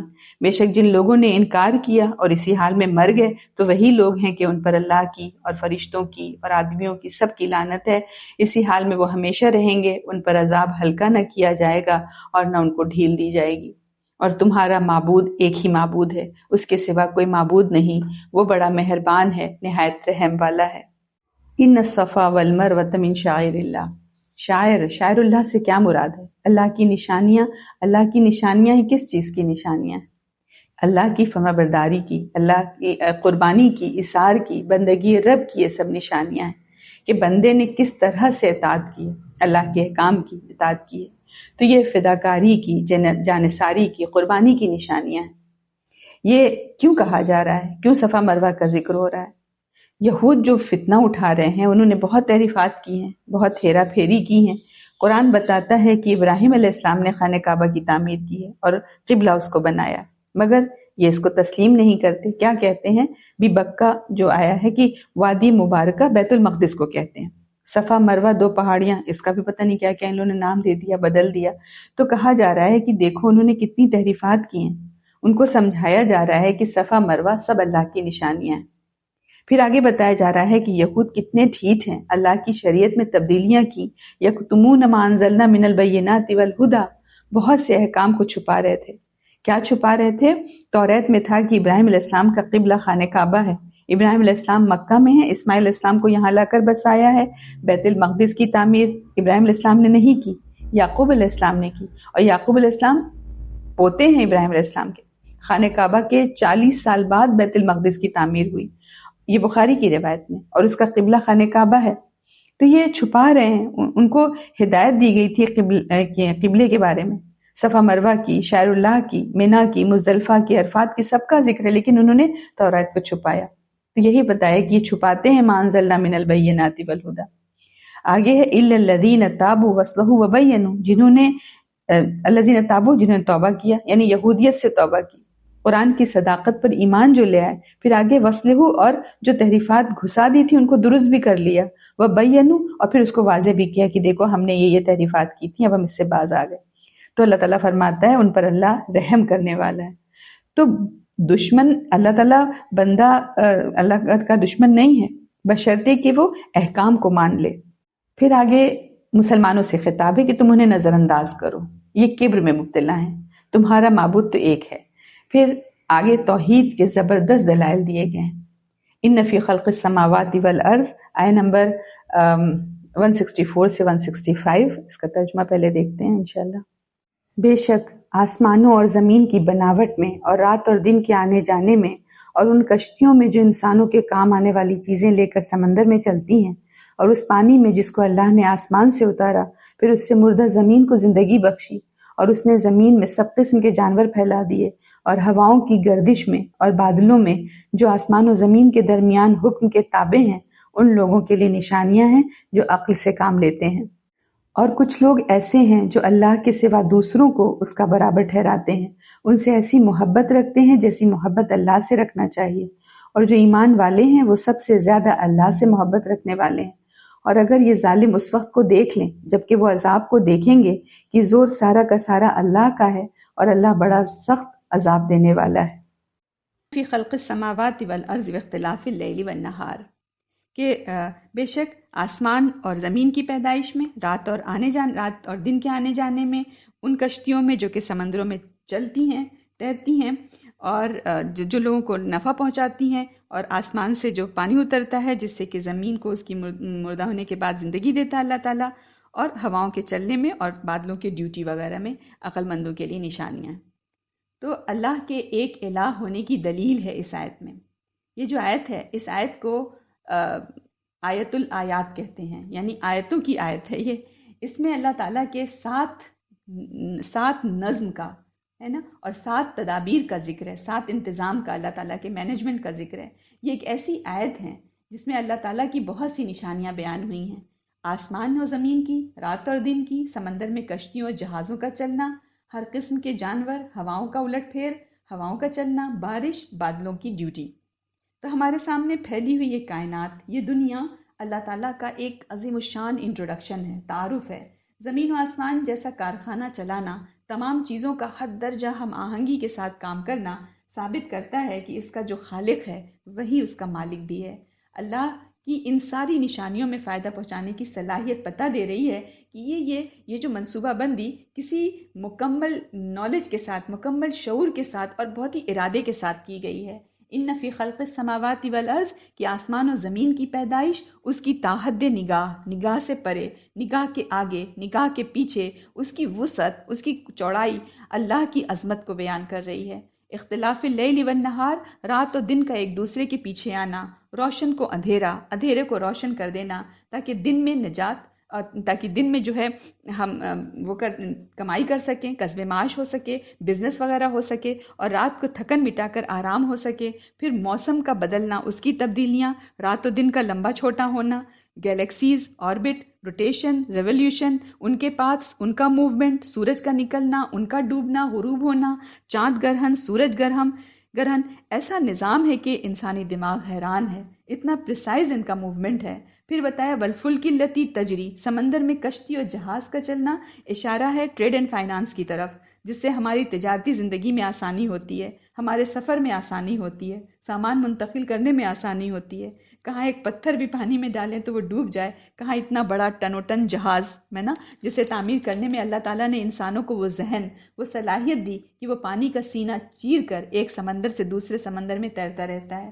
پانی کو ایسا مسخر کیا، ایسا ڈیوٹی پر لگایا کہ منو من جہاز کا وزن اٹھا لے۔ بارش کو دیکھیں کہ جو زمین کے لیے، نباتات و جمادات کے لیے ضروری ہے۔ فَأَحْيَا بِهِ الْأَرْضَ بَعْدَ مَوْتِهَا، یعنی کہ بظاہر یہ بے جان چیزوں میں قدرتی عمل سے جان اور تازگی کا آ جانا ہے نا، کائنات میں موت کے بتانا کہ موت ایک عارضی چیز ہے نا، موت کے بعد دوسری زندگی لازمی ہے، آنے والی ہے۔ پھر تصریف الریاح، ہوا کا مکمل طور پر انسان کو اپنے گھیرے میں لیے رہنا بتاتا ہے کہ انسان پوری طرح اپنے خالق کے قبضے میں ہے۔ کبھی ٹھنڈی ہوا تو کبھی گرم، کبھی مشرق سے چل رہی ہے یعنی ایسٹ سے، تو کبھی ویسٹ سے چل رہی ہے، تو کبھی ساؤتھ تو کبھی نارتھ سے، کبھی بادل سے بوجھل تو کبھی بادل سے خالی۔ ان سب کی ڈیوٹی اللہ نے انسانی زندگی اور ان کی ضروریات کے مطابق کام کرنے پر لگائی ہے۔ والسحاب المسخر، جہاں ضرورت ہوتی ہے وہاں بادل برسا دیتا ہے۔ ہزاروں لاکھوں ٹن پانی بادلوں میں موجود ہوتا ہے اور دیکھنے میں لگتا ہے کہ روئی کے گالے ہیں، فیدر ویٹ لگتے ہیں، بالکل فیدر ویٹ نہیں ہیں، یہ بہت بھاری ہیں۔ ہم دیکھیں یہاں سائنٹیفک فینومینا کا ذکر ہے، آسمان و زمین کا ذکر، مطلب سمجھیں ایسٹرونومی کا ذکر ہے، ایسٹرو فزکس کا علم ہے، رات و دن ہیونلی باڈیز کے موومنٹ کی بات ہے، سمندر میں کشتیوں اور جہازوں کا چلنا اصولوں اور قدرتی قوانین کی بات ہے، بارش واٹر سائیکل باٹنی کی بات ہے، کیسے زمین زندہ ہوتی ہے، کیسے اناج وغیرہ نباتات وغیرہ اٹھتے ہیں، ہر قسم کے جانور، سمجھ لیں زولوجی کی بات ہے، جس موسم کے لیے جو جانور بنایا اس کو اس کے ساتھ مسلح کر کے بنایا، اسے اس کا ہیبیٹیٹ دیا، ہواؤں کا الٹ پھیر، ہواؤں کا چلنا، ایئر کرنٹس کا ذکر ہے، بادلوں کی تسخیر، ان کا ڈیوٹی پہ لگانا، یعنی کلاؤڈز جو ہے وہ کلاؤڈز کی سائنس ہے، اس کا ذکر ہے۔ انسانوں نے کہا ہم آرٹیفیشل رین کر لیں گے، لیکن انسان ابھی تک آرٹیفیشل رین نہیں کر سکا۔ قرآن دراصل ہمارے اندر سے گواہی کو ابھارنا چاہتا ہے، کوئی نئی بات ہم کو نہیں بتا رہا، ہم کوئی نئی نشانی نہیں دیکھیں نا، ہمیں کچھ یاد آ جائے یہ کرا رہا ہے قرآن ہمیں نیا علم نہیں دے رہا، قرآن تو سوئی ہوئی پہچان کو جگا رہا ہے۔ تم رب کو بھول گئے ہو، دیکھو یہ نشانیاں، تمہیں رب یاد آ جائے گا۔ یہ ساری نشانیاں جن کا یہاں ہم ذکر سن رہے ہیں، پڑھ رہے ہیں، اور انسان جو روز دیکھتا ہے اتنی کثرت سے، اتنا ریگولر دیکھتا ہے کہ ان کا اثر نہیں ہوتا۔ قرآن کے یاد دلانے کا مقصد یہ ہے کہ انسان کانشس ہو جائے، غفلت دور ہو جائے، شکر کا جذبہ ابھرے، اللہ سے محبت بڑھے۔ اس آیت سے ہمیں پیغام ہے کہ ہمارے اندر ان سب نشانیوں کو دیکھنے کے بعد اللہ سے شکرمندی کا جذبہ ابھرے اور پھر یہ شکر ہمیں عبادت میں لگا دے۔ اور ہم یہ بھی غور کریں کہ یہ سب نشانیاں کسی نہ کسی قانون کی پابند ہیں، تو بھلا ہمارے لیے کیا کوئی قانون، کیا کوئی پابندی پھر نہیں ہوگی؟ یہ ستارے، یہ چاند، سورج، سیارے سب اگر حکم کی پابندی نہ کریں تو یہ خود بھی تباہ ہوں اور سب کچھ تباہ کر دیں۔ اپنے اپنے مقام، اپنی اپنی جگہ پر قائم ہیں تو فائدہ مند ہیں۔ تو انسان بھی جب اپنے مقام پر، مقام بندگی پر موجود رہتا ہے تو نہ صرف وہ خود کے لیے بلکہ دوسروں کے لیے بھی وہ فائدہ مند ہوتا ہے۔ قرآن ہماری توجہ تخلیق اور خالق یعنی کریشن اور کریٹر دونوں کی طرف دلاتا ہے، تو ہمیں دونوں کا حق ادا کرنا ہے۔ قرآن اللہ تعالیٰ کا قول ہے اور کائنات اللہ تعالیٰ کا فعل ہے۔ اللہ تعالیٰ کے قول اور فعل میں کوئی کلیش نہیں، اور ہر چیز ہمارے فائدے کے لیے اللہ نے بنائی۔ اس بات پر غور وہی کرتا ہے، آگے فرمایا، جو عقل والا ہے نا، آیات لقوم یعقلون، یعنی اپنے رب کی عظمت کو اس نے اپنے عقل سے بھی جان لیا، لہٰذا اب وہ دل سے عبادت کرے گا، وہ ظاہری چیزوں میں الجھ کر نہیں رہ جائے گا، بلکہ ظاہری چیزوں کے پیچھے چھپی ہوئی حقیقت کو جاننے کا لالچی ہو جائے گا، حریص ہو جائے گا۔ تو پھر وہ اللہ کی عظمت کو، خالق کی عظمت کو جان کر اپنے کمزور وجود کو، اپنی چھوٹی سی حقیر سی ذات کو اپنے رب کے آگے سرنڈر کر دے گا۔ وہ سمجھ جاتا ہے کہ میں خود کو نہیں کھلا سکتا، میں خود کو نہیں بچا سکتا، اللہ کے حوالے کرنا اس کی عقل کا تقاضا ہو جائے گا۔ اللہ نے غیب میں رہ کر ہمارا امتحان لیا ہے، اسباب کے پردے کے پیچھے سے ہمارا امتحان لیا ہے۔ یہ ساری نشانیاں ہم سے محبت کا تقاضا کرتی ہیں کہ کون ہے جو پردوں کے پیچھے کی سچائی پر فدا ہے اور کون ہے جو ظاہری چیزوں کی محبت میں گم ہو جاتا ہے۔ آیت نمبر 165 میں دیکھیں، انداد کی بات ہے۔ ومن الناس، اور بعض لوگ وہ ہیں جو اللہ کے سوا دوسروں کو شریک ٹھہراتے ہیں، وہ ان سے یوں محبت کرتے ہیں جیسے اللہ سے محبت کرنی چاہیے۔ یہاں دیکھیں، اللہ کا انکار نہیں ہے، خالق کا انکار نہیں ہے، انداد کی بات ہے، مد مقابل، برابر، ٹکر کا لاتے ہیں اللہ کے، ہمسر، یعنی شرک کی بات ہے۔ ایک شخص اللہ کو مانتا ہے، ہم سمجھتے ہیں اللہ کو مان لینا توحید ہے، نہیں، اللہ کو مان لینا تو بہت آسان ہے، توحید مشکل ہے۔ اللہ کو ماننا اور اس کے ساتھ کسی کو شریک نہ کرنا، یہ ہے اصل امتحان۔ تو اس آیت میں اللہ تعالیٰ کا شکوہ ہے، انداد بنا لیے، اللہ کے برابر اور چیزوں کو لے کر آگے انسان۔ پھر آگے ہے وَيُحِبُّونَهُمْ كَحُبِّ اللَّهِ، کہ وہ ان سے محبت بھی ایسی کرتے ہیں جیسے اللہ سے محبت کرنی چاہیے۔ وہ ان سے محبت کرتے ہیں، یعنی محبت میں برائی نہیں، اس سے زندگی میں خوبصورتی آتی ہے۔ مسئلہ یہ ہے کحب اللہ، اللہ سے جیسی محبت کرنی ہے ویسی محبت کرنے لگتے ہیں۔ محبت میں خالق یعنی کریٹر اور کریشن کو پھر برابر لے آئے۔ مومن اللہ کی محبت میں بہت سخت ہے۔ محبت مشکل کام کو بھی آسان بنا دیتی ہے۔ مومن اللہ کی پسند کی تلاش میں رہتا ہے، کیا کیا پتہ چل جائے جس سے وہ رب کو راضی کرنے لگ جائے۔ جیسے ابراہیم علیہ السلام کی محبت تھی، انہوں نے فرمایا ارنا مناسکنا، ہمیں بتائیے اللہ تعالیٰ عبادت کے طریقے سکھائیے۔ تو مومن اطاعت کرنا چاہتا ہے، نافرمانی سے بچنا چاہتا ہے۔ محبت احساس ذمہ داری چاہتی ہے، ڈرتا رہتا ہے مومن کہ کہیں مجھ سے کوئی غلطی نہ ہو جائے، ہے نا، غلطی سے میری محبت نہ ختم ہو جائے، اس لیے وہ بڑا چوکنا رہتا ہے۔ ہر کام میں اللہ سے پھر گائیڈنس چاہتا ہے، رہنمائی چاہتا ہے۔ ہم سب تنہائی میں اپنے اپنے ند تلاش کریں، اپنے اپنے انداد، اپنے اپنے مد مقابل تلاش کریں جو ہم نے اللہ کے مقابلے میں لا کے کھڑا کر دیا ہے۔ کسی سے ڈسکس کرنے کی ضرورت نہیں ہے، کسی سے پوچھنے کی ضرورت نہیں ہے، بس اکیلے اکیلے ہم سوچیں۔ لکڑی پتھر سے لے کر فرنیچر سے لے کر جانور، بہت لمبی لسٹ ہے۔ ہر رشتہ دنیا کا اس میں آ جائے گا، دنیا کی ہر چیز اس کے اندر آ جائے گی۔ تو ایک ایک چیز کو ایلیمینیٹ کرنا ہے تاکہ شرک سے نجات ہو سکے۔ اللہ کو ہم ڈھال بنا لیں کہ نہیں میں یہ کام نہیں کروں گی۔ جیسے ہم کسی کو کچھ کہتے ہیں نا کہ آپ عبایا کیوں نہیں پہنتی، نہیں میرے شوہر کو پسند نہیں، تو اللہ کو ہم ڈھال بنا لیں کہ نہیں یہ کام میں نہیں کر سکتی، میرے اللہ کو نہیں پسند، ہے نا، اس ڈھال کے پیچھے ہم چھپ جائیں۔ اللہ کی محبت سے بڑی کوئی دولت نہیں، کوئی نعمت نہیں۔ اللہ تعالیٰ غنی ہے، ہم فقیر ہیں۔ اللہ غنی وانتم الفقراء، اللہ نے سب سے زیادہ سکون اپنی محبت میں رکھا ہے۔ نیکیوں کو آسان بنانے والی چیز اللہ کی محبت ہے، قلب سلیم بنانے والی چیز اللہ کی محبت ہے۔ جیسے ہے کہ وہ دل ناقص ہے جس میں اللہ کی محبت نہ ہو۔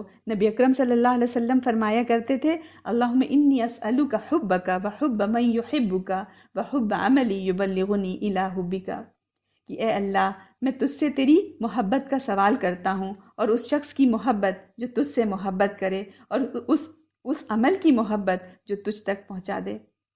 تو انسان کو اللہ کا درجہ دینے کا کاروبار اسی وقت تک ہے جب تک اللہ ظاہر نہیں ہوتا۔ اللہ کے ظاہر ہوتے ہی صورتحال اس قدر بدل جائے گی، بڑے اپنے چھوٹوں سے، چھوٹے اپنے بڑوں سے بھاگنا چاہیں گے۔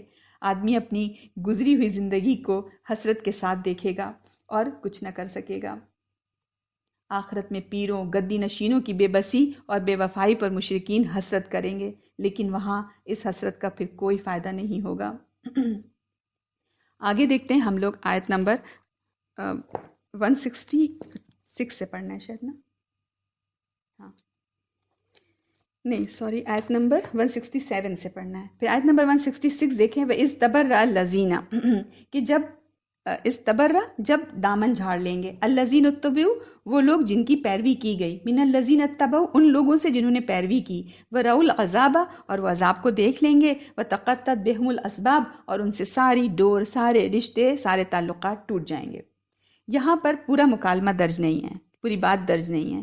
جو پیچھے چلنے والے تھے، پیروکار تھے، وہ کہیں گے اپنے لیڈروں سے، سرداروں سے، پیروؤں سے کہ کچھ ہمیں چھوڑاؤ، تمہارے کہنے کی وجہ سے ہم ان راستوں پر چلتے رہے، تم نے ہماری مت ماری، تم نے کہا کہ یہ پیغمبر غلط کہتا ہے، تم نے کہا تھا یہ شعر ہے، یہ دھوکہ ہے، یہ کاہن ہے، ہم تمہارے کہنے کی وجہ سے راستے سے ہٹے رہے اور ہم نے وہ راستہ اختیار کیا جو تمہارا راستہ تھا، تو اب تم ہی ہمیں بچاؤ، کسی طرح سے تو ہماری مدد کرو۔ تو وہ کہیں گے نہیں، ہمارے پاس کوئی اختیار نہیں ہے۔ استبرہ یعنی وہ دامن جھاڑیں گے کہ نہیں نہیں نہیں، ہمارا تم پر کوئی زور نہیں تھا، ہم تو خود ہی گمراہی میں تھے، اسی طرح تم کو بھی گمراہی میں ہم نے ڈالا ہے نا، لیکن زور ہمارا نہیں تھا۔ ابلیس بھی یہی کہے گا کہ میں نے تو تم کو صرف دعوت دی تھی، فاستجبتم، تو تم نے تو قبول کر لیا، مان لیا، اب مجھے ملامت مت کرو، مجھے آ کر مت پکڑو، تمہارے سامنے دونوں راستے تھے، اچھے اور برے، تم نے مجھے چنا، تو یہ تو تمہاری غلطی ہے۔ پھر دیکھیں تقطعت بہم الاسباب، ڈور یعنی سارے رشتے اب ختم۔ دنیا میں بڑی بڑی محبت تھی، بڑی محبت، بڑی دوستیاں تھیں، بڑے چونچلے تھے، اب کیا؟ قرآن کہتا ہے اس وقت یہ عالم ہوگا کہ انسان کہے گا سب کچھ جھونک دو، بس کسی طرح سے مجھ کو بچا لو، یہ بچے، یہ شوہر، یہ بیوی، یہ بھائی بہن، ماں باپ، کسی کو بھی لے لو، بس مجھے چھوڑ دو۔ یعنی نفسی نفسی کا عالم ہوگا۔ لکل نفس شان یغنی، ہر ایک کو اس وقت بس اپنی پڑی ہوگی۔ قرآن ہم سے کہتا ہے اس سے پہلے وَعَلَيْكُمْ أَنفُسَكُمْ، ابھی اپنی فکر کر لو۔ اس دنیا میں کوئی لیڈر، کوئی رہنما، کوئی تمہاری طرف سے جواب دہی کرنے والا نہیں ہوگا۔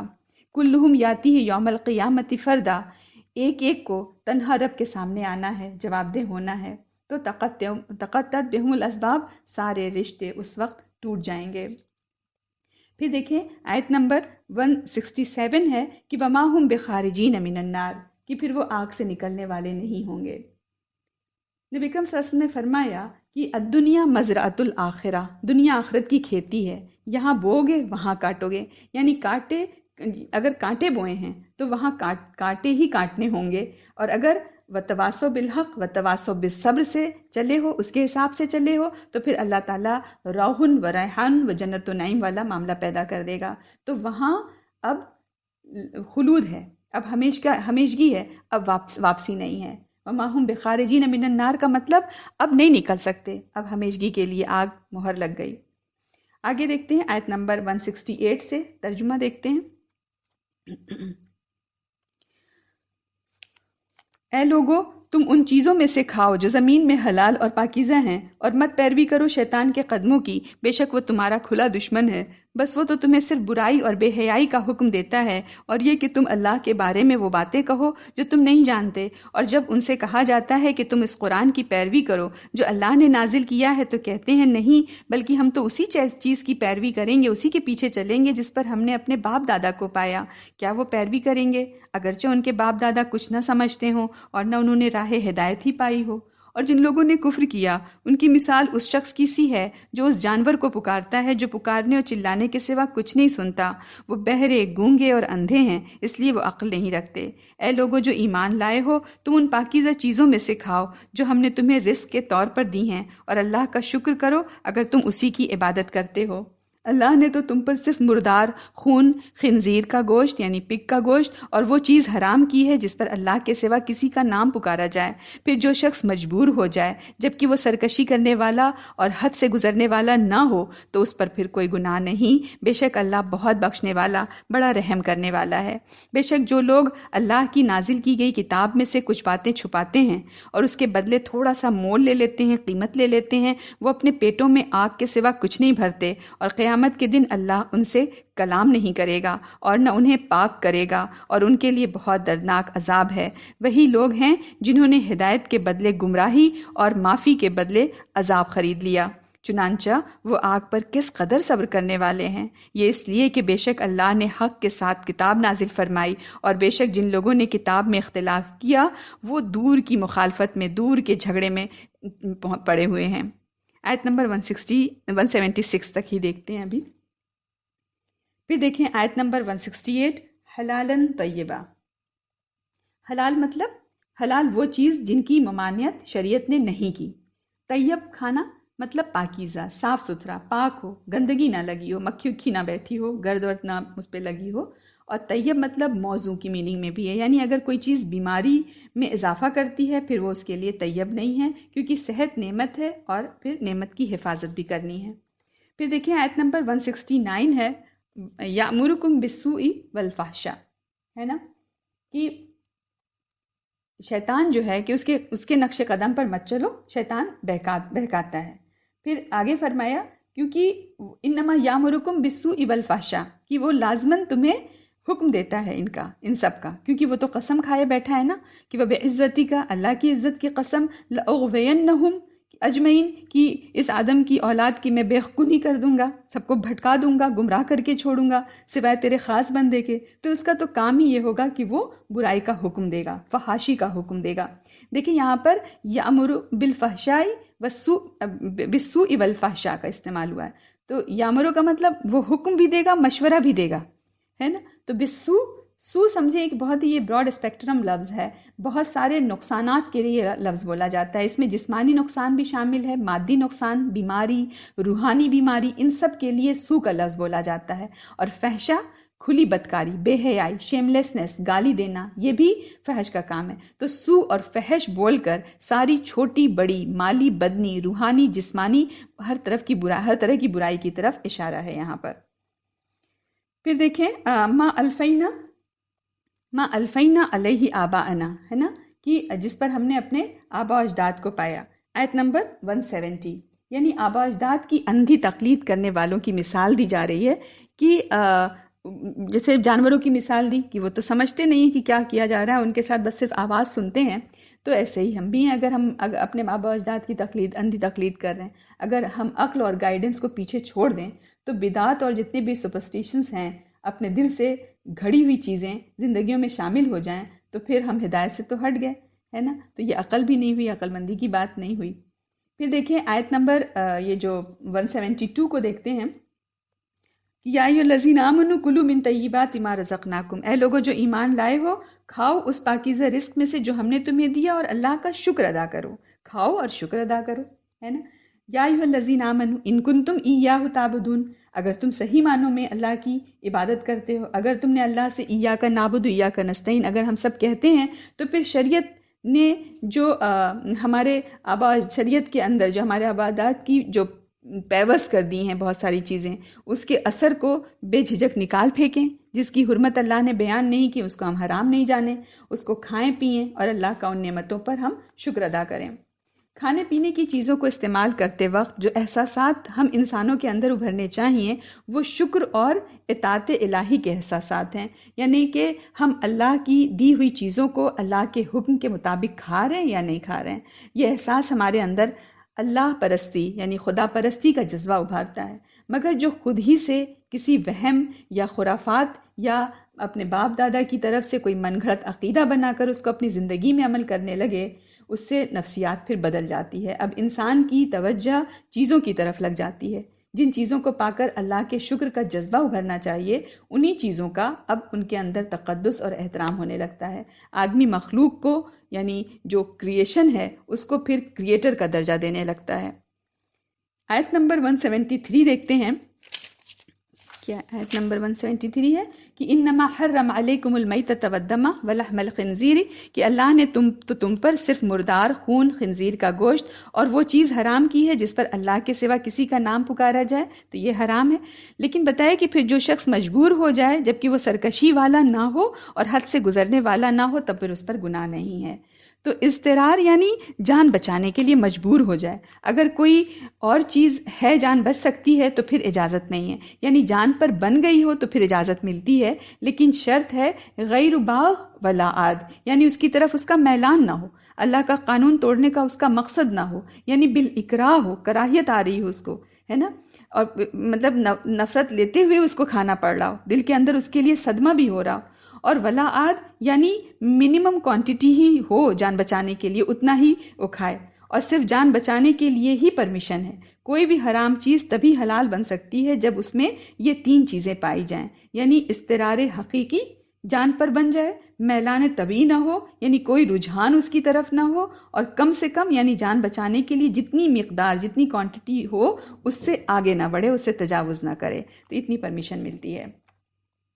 آیت نمبر 174 دیکھتے ہیں کہ ان الذین یکتمون ما انزل اللہ من الکتاب، ہے نا، بنی اسرائیل یعنی کہتے کہ بے شک وہ لوگ جو چھپاتے ہیں جو اللہ نے کتاب میں نازل کیا ہے نا، تو وہ چھپا لیتے تھے، پیشن گوئیاں، بہت سی چیزیں تھیں نبی اکرم صلی اللہ علیہ وسلم کے بارے میں ان کی کتاب میں لکھی ہوئی تھیں، تو بنی اسرائیل کے پاس تورات تھی، اس میں پیشن گوئیاں تھیں، نبی اکرم صلی اللہ علیہ وسلم کی پیشن گوئیاں تھیں، وہ جانتے تھے دین اسلام حق ہے، لیکن تعصب نے ان کو اسے قبول نہ کرنے دیا اور لوگوں کو بھی بھڑکایا، اور یہ نہیں بتایا کہ ہاں اس کی دلیل اور گواہی ہماری کتاب میں موجود ہے۔ تو یہاں بتایا کہ الذین یکتمون، یہ اس دنیا میں بڑی چودراہٹ والے لوگ تھے، ان کی حیثیت تھی، یہ عالم تھے، مفتی تھے، ان سے لوگ مسئلے مسائل پوچھتے تھے، دینی سیادت کا مقام حاصل تھا ان کو، اگر وہ نبی اکرم صلی اللہ علیہ وسلم کو مان لیتے تو یہ ساری سیادت اور قیادت ان کے ہاتھ سے پھر چلی جاتی، سرداری، ان کو اپنی عزت گھٹتی ہوئی نظر آئی، کیسے کمتر ہو جاؤں، بالادستی کی چاہ، وہ اوپر میں نیچے، یہ چودراہٹ، مذہبی جاگیریں، اس کو انہوں نے بہت اہمیت دی، تو اللہ نے اصل بتایا کہ ان کی یہ حرکت ان کو عذاب علیم سے دوچار کرے گی۔ یہ دین فروشی، دین اور شریعہ کو اپنے تعصب اور چودراہٹ کی وجہ سے لوگوں سے چھپانا اور اس کے بدلے میں اجرت لینا، معاوضہ لینا، اس کو بیچ دینا اور اس سے کھانا، ان کا وہ انگارہ بھر رہے ہیں اپنے پیٹ میں۔ پھر دیکھیں آگے فرمایا آیت نمبر 174 میں ہی کہ وَلَا يُكَلِّمُهُمُ اللَّهُ، کہ اللہ ان سے کلام نہیں کرے گا۔ تو کلام 2 طرح کا ہوتا ہے، زجر اور ڈانٹ کے لیے، یعنی ڈانٹ اور تنبیہ کے لیے، اور دوسرا ہوتا ہے شفقت کے لیے، پیار کے لیے۔ تو یہاں مطلب ہے کہ پیار اور شفقت کے لیے کلام نہیں کرے گا، بلکہ ڈانٹ اور توبیخ کے لیے کلام کرے گا، کیونکہ قرآن میں ہے کہ اللہ ان سے قیامت میں کلام کرے گا کہ کہاں ہیں میرے وہ شریک جنہیں تم گمان کرتے تھے میرے برابر۔ تو کلام تو کرے گا اللہ، لیکن ڈانٹ اور توبیخ کے لیے، نہ کہ شفقت اور پیار کے لیے، ملامت، ڈانٹ ڈپٹ کے لیے کلام کرے گا۔ اب دیکھتے ہیں آیت نمبر 177 سے، لیس البر ان تولوا وجوہکم قبل المشرق والمغرب ولکن البر من آمن باللہ والیوم الآخر، ہے نا، کہ نیکی یہ نہیں کہ تم اپنے منہ پورب اور پچھم کی طرف کر لو، بلکہ نیکی یہ ہے کہ آدمی ایمان لائے اللہ پر اور آخرت کے دن پر اور فرشتوں پر اور کتاب پر اور پیغمبروں پر، اور مال دے اللہ کی محبت میں رشتہ داروں کو، یتیموں کو، محتاجوں کو، مسافروں کو اور مانگنے والوں کو، اور گردنیں چھڑانے میں، اور نماز قائم کرے اور زکوٰۃ ادا کرے، اور جب وعدہ کر لیں تو اس کو پورا کریں، اور صبر کرنے والے سختی اور تکلیف میں اور لڑائی کے وقت یہی لوگ ہیں جو سچے نکلے اور یہی ڈر رکھنے والے ہیں۔ آیت نمبر 177 کی تفسیر دیکھتے ہیں کہ یہود نے مغرب کو اپنا قبلہ عبادت بنایا تھا اور نصارہ نے اس کو ایسٹ کو بنایا تھا، مشرق کو۔ دونوں اپنی اپنی سمت کو بہت ہی مقدس سمجھتے تھے، پاک سمجھتے تھے۔ دونوں کو بھروسہ تھا کہ انہوں نے اللہ کی ایک خاص، ایک سیکرڈ سمت کو، ڈائریکشن کو اپنا قبلہ بنا کر اللہ کے ہاں اپنا اپنا درجہ سیو کر لیا ہے، محفوظ کر لیا ہے۔ مگر اللہ پرستی یہ نہیں ہے کہ آدمی کسی سیکرڈ پلر کو تھام لے۔ اللہ خدا پرستی یہ ہے کہ آدمی خود اللہ کے دامن کو پکڑ لے. دینی عمل کی اگرچہ ایک دکھنے والی صورت ہوتی ہے، ایک ظاہری صورت ہوتی ہے، مگر سچائی کے اعتبار سے وہ اس اللہ کو پا لینا ہوتا ہے جو زمین و آسمان کا نور ہے، جو آدمی کی شہرک سے زیادہ قریب ہے. اللہ کے ہاں جو چیز کسی کو مقبول بناتی ہے، قبول کرواتی ہے، وہ کسی قسم کی ظاہری چیزیں نہیں ہیں، بلکہ وہ عمل ہے، وہ کام ہے جو آدمی اپنے پورے وجود کے ساتھ اور پیور نیت کے ساتھ، پیور تھاٹ اور پیور انٹینشن کے ساتھ اللہ کے لیے کرتا ہے. یہاں پر دیکھیں، من آمن باللہ، پھر والیوم الآخر، پھر والملائکہ والکتاب والنبیین وأتی المال، پھر وقام الصلاۃ، نہیں پھر رقاب وقام الصلاۃ، ہے نا. تو اللہ پر ایمان لانا یہ ہے کہ آدمی اللہ کو اپنا سب کچھ بنا لے. آخرت کے دن پر ایمان یہ ہے کہ آدمی دنیا کے بجائے آخرت کو زندگی کا اصل مسئلہ سمجھنے لگے. فرشتوں پر ایمان یہ ہے کہ وہ اللہ کے ان کارندوں کو، ان میسنجرز کو، ان فرشتوں کو مانے جو اللہ کے حکم کے تحت دنیا کا انتظام چلا رہے ہیں. کتاب پر ایمان یہ ہے کہ آدمی یہ یقین کرے کہ اللہ نے انسان کے لیے اپنا جو ہدایت نامہ بھیجا ہے، جو گائیڈنس بھیجی ہے، جس کی اسے لازماً ضروری پابندی کرنی ہے. پیغمبروں پر ایمان یہ ہے کہ اللہ کے ان بندوں کو اللہ کا نمائندہ تسلیم کیا جائے جن کو اللہ نے اپنا پیغام پہنچانے کے لیے چنا. پھر یہ ایمانیات آدمی کے اندر اتنی گہری اتر جائیں کہ وہ اللہ کی محبت اور شوق میں اپنا مال ضرورت مندوں کو دے اور انسانوں کو مصیبت سے چھڑائے. نماز قائم کرنا، اللہ کے آگے ہمیشہ ہمتاً جھک جانا، زکوٰۃ ادا کرنا، اپنے مال میں اللہ کے مستقل حصے کا اقرار کرنا کہ ہمیشہ میرے مال میں ایک اللہ کا حصہ ہے. ایسا بندہ جب کوئی عہد کرتا ہے، پرومس کرتا ہے، تو اس کے بعد وہ اس سے پھرنا نہیں جانتا، کیونکہ وہ ہر عہد کو اللہ سے کیا ہوا عہد سمجھتا ہے. اس کو اللہ پر اتنا بھروسہ ہو جاتا ہے کہ تنگی اور مصیبت ہو یا جنگ کی نوبت آ جائے، ہر حال میں وہ اللہ پرستی کے راستے پر جمع رہتا ہے. یا ایھا الذین آمنوا کتب علیکم القصاص، آیت نمبر 178 سے 182 تک دیکھتے ہیں. اے ایمان والو، تم پر مقتولوں کا قصاص یعنی جو قتل کیے گئے ان کا قصاص یعنی برابری کا بدلہ لینا فرض کیا جاتا ہے. آزاد کے بدلے آزاد، غلام کے بدلے غلام، عورت کے بدلے عورت. پھر جس کو اس کے بھائی کی طرف سے کچھ معافی ہو جائے تو اس کو چاہیے کہ معروف کی پیروی کرے، یعنی بھلائی کی، پھر بھلائی کا کام کرے اور خوبی کے ساتھ اس کو ادا کرے. یہ تمہارے رب کی طرف سے ایک آسانی اور مہربانی ہے. اب اس کے بعد بھی جو شخص زیادتی کرے اس کے لیے پھر دردناک عذاب ہے. اور اے عقل والو، قصاص میں، یعنی قصاص ایک ٹرم ہے جو قتل والے کے لیے برابر کا بدلہ لیا جاتا ہے قاتل سے. تو قصاص میں تمہارے لیے زندگی ہے تاکہ تم بچو. تم پر فرض کیا جاتا ہے کہ جب تم میں سے کسی کو موت کا وقت آ جائے اور وہ اپنے پیچھے مال چھوڑ رہا ہو تو وہ بھلے طریقے کے مطابق وصیت کر دے، اپنے ماں باپ کے لیے، اپنے قریبی رشتہ داروں کے لیے. یہ ضروری ہے اللہ سے ڈرنے والوں کے لیے. پھر جو کوئی وصیت کو سننے کے بعد اس کو بدل ڈالے تو اس کا گناہ اسی پر ہوگا جس نے اس کو بدلا. بے شک اللہ سننے والا، جاننے والا ہے. اللہ جس کو وصیت کرنے والے کی بابت یہ اندیشہ ہو، البتہ جس کو وصیت کرنے والے کے متعلق یہ اندیشہ ہو کہ اس نے جانبداری یا حق تلفی کی ہے اور وہ آپس میں صلح کرا دے تو اس پر کوئی گناہ نہیں. اللہ معاف کرنے والا، رحم کرنے والا ہے. یہاں دیکھیں فی القتلہ کہ یا ایھا الذین آمنوا کتب علیکم القصاص، فی القتلہ ہے نا، قصاص.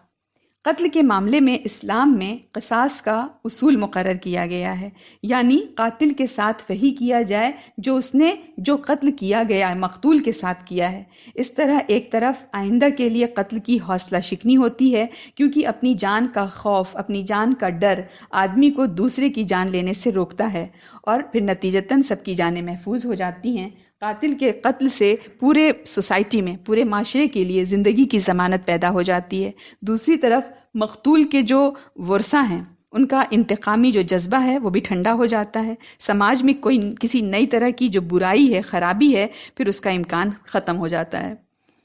پھر دیکھیں آیت نمبر 183 سے 185 دیکھتے ہیں. اے ایمان والو، تم پر روزہ فرض کیا گیا جس طرح تم سے اگلوں پر فرض کیا گیا تھا تاکہ تم پرہیزگار بنو۔ گنتی کے چند دن، پھر جو کوئی تم میں بیمار ہو یا سفر میں ہو تو دوسرے دنوں میں تعداد پوری کرے، اور جن کو طاقت ہے تو ایک روزہ کا بدلہ ایک مسکین کا کھانا ہے۔ جو کوئی مزید نیکی کرے تو وہ اس کے لیے بہتر ہے، اور تم روزہ رکھو تو یہ تمہارے لیے زیادہ بہتر ہے اگر تم جانو۔ رمضان کا مہینہ جس میں قرآن اتارا گیا ہدایت ہے لوگوں کے لیے اور کھلی نشانیاں، راستہ کی اور حق و باطل کے درمیان فیصلہ کرنے والا۔ بس تم میں سے جو کوئی اس مہینے کو پائے وہ اس کے روزے رکھے، اور جو بیمار ہو یا سفر پر ہو تو دوسرے دنوں میں گنتی پوری کر لے۔ اللہ تمہارے لیے آسانی چاہتا ہے، وہ تمہارے ساتھ سختی کرنا نہیں چاہتا، اور اس لیے کہ تم گنتی پوری کر لو اور اللہ کی بڑائی کرو اور اس پر کہ اس نے تم کو راہ بتائی، اور تاکہ تم اس کے شکر گزار بنو۔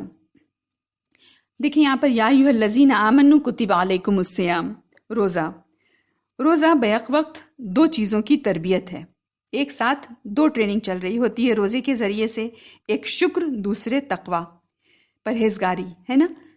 تقوی مطلب اللہ تعالیٰ کا خوف اور اللہ کی محبت، یعنی خوف اور محبت ہمیں ہر چھوٹے بڑے گناہ سے بچاتی رہتی ہے۔ کھانا اور پانی اللہ کی بہت بڑی نعمتیں ہیں، مگر عام حالات میں آدمی کو اس کا اندازہ نہیں ہوتا۔ روزے میں جب وہ دن بھر ان چیزوں سے رکا رہتا ہے، سورج ڈوبنے کے بعد بہت بھوک پیاس کی حالت میں کھانا کھاتا ہے اور پانی پیتا ہے، تو اس وقت اس کو معلوم ہوتا ہے کہ یہ کھانا اور پانی اللہ کی کتنی بڑی نعمتیں ہیں۔ اس تجربے سے اس کے اندر اپنے رب کے شکر کا بے پناہ جذبہ پیدا ہوتا ہے۔ دوسری طرف یہی روزہ آدمی کے لیے تقوی کی ٹریننگ بھی ہے۔ تقوی یہ ہے کہ آدمی دنیا کی زندگی میں اللہ کی منع کی ہوئی چیزوں سے بچے اور وہ ان چیزوں سے رکا رہے جن سے اللہ نے روکا ہے، اور وہی کرے جس کی کرنے کی اللہ نے پرمیشن دی ہے۔ روزے میں صرف رات کو کھانا اور دن کو کھانا پینا چھوڑ دینا مطلب اللہ کو اپنے اوپر نگراں بنانے کی پریکٹس ہے۔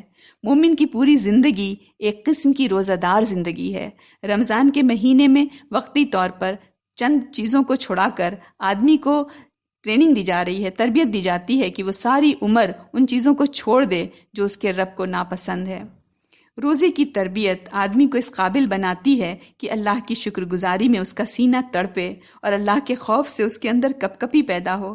جب آدمی اس نفسیاتی حالت کو پہچانتا ہے، اسی وقت وہ اس قابل بنتا ہے کہ وہ اللہ کی نعمتوں پر ایسا شکر ادا کرے جس میں اس کے دل کی دھڑکنیں شامل ہوں۔ وہ ایسے تقوی کا تجربہ کرے جو اس کے بدن کے رونگٹے کھڑے کر دے۔ وہ اللہ کو ایسے بڑے کی حیثیت سے پائے جس میں اس کو اپنا وجود بالکل چھوٹا، کم تر، حقیر، معمولی سا دکھنے لگ جائے۔ پھر دیکھتے ہیں آیت نمبر 186 سے 188۔ اور جب میرے بندے تم سے میری بابت پوچھیں تو میں نزدیک ہوں، پکارنے والے کی پکار کا جواب دیتا ہوں۔ جب کہ وہ مجھے پکارتا ہے تو چاہیے کہ وہ میرا حکم مانیں اور مجھ پر یقین رکھیں تاکہ وہ ہدایت پائیں۔ تمہارے لیے روزے کی رات میں اپنی بیویوں کے پاس جانا جائز کیا گیا، وہ تمہارے لیے لباس ہیں اور تم ان کے لیے لباس ہو۔ اللہ نے جانا کہ تم اپنے آپ سے خیانت کر رہے تھے تو اس نے تم پر عنایت کی اور تم کو معاف کر دیا، تو اب تم ان سے ملو اور چاہو جو اللہ نے تمہارے لیے لکھ دیا ہے، اور کھاؤ اور پیو یہاں تک کہ صبح کی سفید دھاری کالی دھاری سے الگ ہو جائے، ظاہر ہو جائے۔ پھر پورا کرو روزہ رات تک، اور جب تم مسجد میں اعتکاف میں ہو تو بیویوں سے خلوت نہ کرو، یہ اللہ کی حدیں ہیں، تو ان کے نزدیک نہ جاؤ۔ اس طرح اللہ اپنی آیتوں کو لوگوں کے لیے بیان کرتا ہے تاکہ وہ پرہیزگار بچیں۔ اور تم آپس میں ایک دوسرے کے مال کو ناحق طور پر نہ کھاؤ اور ان کو حاکموں تک نہ پہنچاؤ تاکہ دوسروں کے مال کا کوئی حصہ گناہ کے طریقے سے کھا جاؤ، حالانکہ تم اس کو جانتے ہو۔ دیکھیں آیت نمبر 183، لا تاکلوا اموالکم بینکم بالباطل، کہ روزے کے حکم کے فوراً بعد یہ حکم کی ناجائز مال نہ کھاؤ بتاتا ہے کہ روزے کی حقیقت ہے کیا۔ روزے کا اصل مقصد آدمی کے اندر یہ صلاحیت پیدا کرنا ہے کہ جہاں اللہ کی طرف سے رکنے کا حکم ہو وہاں آدمی رک جائے، یہاں تک کہ اگر حکم ہو تو جائز چیز بھی ہے، جیسے کہ روزہ میں ہوتا ہے کہ روزے میں تو جائز چیزوں کو کھانے سے روک دیا جاتا ہے، تو اب جو شخص اللہ کے حکم کی بنا پر حلال کمائی تک سے رک جائے وہ اسی اللہ کے حکم کی بنا پر حرام کمائی سے کیوں نہیں پھر اپنے آپ کو روک سکے گا۔ آیت نمبر 189 سے 193 دیکھتے ہیں، یسألونک عن الأہلہ، وہ تم سے چاندوں کی بابت پوچھتے ہیں کہہ دو کہ وہ اوقات ہیں لوگوں کے لیے اور حج کے لیے، اور نیکی یہ نہیں کہ تم گھروں میں آؤ چھت پر سے، بلکہ نیکی یہ ہے کہ آدمی پرہیزگاری کرے اور گھروں میں ان کے دروازوں سے آؤ اور اللہ سے ڈرو تاکہ تم کامیاب ہو، اور اللہ کی راہ میں ان لوگوں سے لڑو جو لڑتے ہیں تم سے، اور زیادتی نہ کرو، اللہ زیادتی کرنے والوں کو پسند نہیں کرتا، اور قتل کرو ان کو جس جگہ پاؤ اور نکال دو ان کو جہاں سے انہوں نے تم کو نکالا ہے، اور فتنہ سختر ہے قتل سے، اور ان سے مسجد حرام کے پاس نہ لڑو جب تک کہ وہ تم سے اس میں جنگ نہ چھیڑیں، بس اگر وہ تم سے جنگ چھیڑیں تو ان کو قتل کرو، یہی سزا ہے منکروں کی، پھر اگر وہ باز آ جائیں تو اللہ بخشنے والا مہربان ہے، اور ان سے جنگ کرو یہاں تک کہ فتنہ باقی نہ رہے اور دین اللہ کا ہو جائے، پھر اگر وہ باز آ جائیں تو اس کے بعد سختی نہیں ہے مگر ظالموں پر۔ دیکھیں اہلہ چاند کا گھٹنا بڑھنا تاریخ جاننے کے لیے ہے، نہ کہ یہ جو سپرسٹیشن والے لوگ ہوتے ہیں یہ توہم پرستوں کے خیال کے مطابق، اس لیے کہ بڑھتے چاند کے دن ان کی نظر میں کہتے ہیں مبارک ہیں اور گھٹتے چاند کے دن منحوس ہیں، تو ایسا نہیں ہے۔ یہ آسمان پر ظاہر ہونے والی اللہ تعالیٰ کی قدرت کی ایک جنتری ہے تاکہ اس کو دیکھ کر لوگ اپنے معاملات اور اپنی عبادات کا نظام مقرر کریں۔ اسی طرح بہت سے لوگ ظاہری رسوم کو دینداری سمجھنے لگتے ہیں۔ پرانے عربوں نے یہ فرض کر لیا تھا کہ حج کا احرام باندھنے کے بعد اپنے اوپر اور آسمان کے درمیان کسی چیز کو حائل ہونا ان کے احرام کے ادب کے خلاف تھا، تو اس کی بنا پر وہ ایسا کرتے تھے کہ جب احرام باندھ کر گھر سے باہر آ جاتے تو دوبارہ دروازے سے پھر گھر میں نہیں جاتے تھے، بلکہ دیوار کے اوپر سے پھلانگ کر پھر اس کے صحن میں داخل ہوتے۔ مگر اس قسم کی ظاہری آداب کا نام دینداری نہیں ہے۔ دینداری یہ ہے کہ آدمی اللہ سے ڈرے اور زندگی میں اس کی اللہ کی مقرر کی ہوئی حدوں کی پابندی کرے۔ پھر دیکھیں الشہر الحرام بالشہر الحرام، کہ حرمت والا مہینے کا بدلہ ہے اور حرمتوں کا بھی قصاص ہے، یعنی اس کی بھی برابری ہے، بس جس نے تم پر زیادتی کی تم بھی اس پر زیادتی کرو، اور جیسی اس نے تم پر کی ہے، اور اللہ سے ڈرو اور جان لو کہ اللہ پرہیزگاروں کے ساتھ ہے، اور اللہ کی راہ میں خرچ کرو اور اپنے آپ کو ہلاکت میں نہ ڈالو، اور کام اچھی طرح کرو، بے شک اللہ پسند کرتا ہے اچھی طرح کام کرنے والوں کو۔ حرام مہینوں مطلب محرم، رجب، ذی-قعدہ، ذی الحجہ میں یا حرم مکہ کے حدود میں لڑائی گناہ ہے، مگر جب مخالفین اسلام تمہارے خلاف کارروائی کرنے کے لیے اس کی حرمت توڑ دیں، اس کا احترام نہ کریں، ہے نا، تو تم کو بھی حق ہے برابری کے طور پر تم بھی ان کی حرمت کا لحاظ مت کرو، مگر دشمن کے ساتھ دشمنی میں تم کو اللہ سے بے خوف نہیں ہونا ہے۔ کسی حد کو توڑنے میں تم اپنی طرف سے شروعات نہیں کرو گے اور نہ کوئی ایسا قدم اٹھاؤ گے جو حد ضروری سے زیادہ ہو۔ اللہ کی مدد کسی کو اسی وقت ملتی ہے جبکہ وہ بھڑکنے والے ٹائم پر بھی، ہے نا، ایک دم غصے کے وقت میں بھی اللہ کی مقرر کی حدوں کا پابند رہے۔ پھر دیکھتے ہیں آیت نمبر 196 سے 197، اور پورا کرو حج اور عمرہ اللہ کے لیے، پھر اگر تم گھر جاؤ تو جو قربانی کا جانور میسر ہو وہ پیش کر دو، اور اپنے سروں کو نہ مڈواؤ، اور جب تک کہ قربانی اپنے ٹھکانے پر نہ پہنچ جائے تم میں سے جو بیمار ہو یا اس کے سر میں کوئی تکلیف ہو تو وہ فدیہ دے، روزہ یا صدقہ یا قربانی کا۔ جب امن کی حالت ہو اور کوئی حج تک عمرہ کا فائدہ حاصل کرنا چاہے تو وہ قربانی پیش کرے جو اس کو نصیب ہو، میسر ہو۔ پھر جس کو میسر نہ ملے تو وہ حج کے ایام میں 3 دن روزے رکھے اور 7 دن کے روزے جبکہ تم گھروں کو لوٹو، یہ پورے 10 دن ہوئے۔ یہ اس شخص کے لیے ہے جس کا خاندان مسجد حرام کے پاس آباد نہ ہو۔ اللہ سے ڈرو اور جان لو کہ اللہ سخت عذاب دینے والا ہے۔ حج کے متعین مہینے ہیں، بس جس نے ان مہینوں میں حج کا ارادہ کر لیا تو پھر اس کو حج کے دوران نہ کوئی فحش بات کرنی ہے اور نہ گناہ کی اور نہ لڑائی جھگڑے کی، اور جو نیک کام کرو گے تم اللہ اس کو جان لے گا، اور تم زاد راہ لو یعنی سفر کا سامان لو۔ بہترین زاد راہ، بہترین سفر کا سامان کیا ہے؟ تقوی زاد راہ ہے، اور اے عقل والو مجھ سے ڈرو۔ یہاں دیکھیں فلا رفسا، فحش کی بات نہیں کرنی۔ مومن وہ ہے جو شہوت کے لیے جینے کے بجائے مقصد کے لیے جینے لگے، وہ اپنے معاملات میں اللہ کی نافرمانی سے بچنے والا ہو اور اجتماعی زندگی میں، ہے نا، آپس کی لڑائی جھگڑے سے بچا رہے۔ اسی طرح حج میں سفر کا جو پہلو ہے، لوگوں کو جیسے حج میں ایک طرح سے سفر کے سامان کی تیاری، اس کے اہتمام میں لوگ لگ جاتے ہیں، ہر دوسرے سے بات بھی کرتے ہیں کیا کیا سامان رکھنا ہے، ہے نا، اس کا اہتمام ہوتا ہے. مگر اللہ کے مسافر کی سب سے بڑی جو سامان ہے وہ تقوی بتایا کہ ایک شخص سامان سفر کے پورے اہتمام کے ساتھ نکلے، مطلب اہتمام منع نہیں ہے. دوسرا شخص اعتماد اللہ، صرف اللہ پر بھروسے کا سرمایہ لے کر ایک دم کول تھا نکلا، تو جو اس کے اندر کی فیلنگ ہوگی، جو اس کی نفسیات ہوگی دوران سفر، دونوں یکساں نہیں ہو سکتے.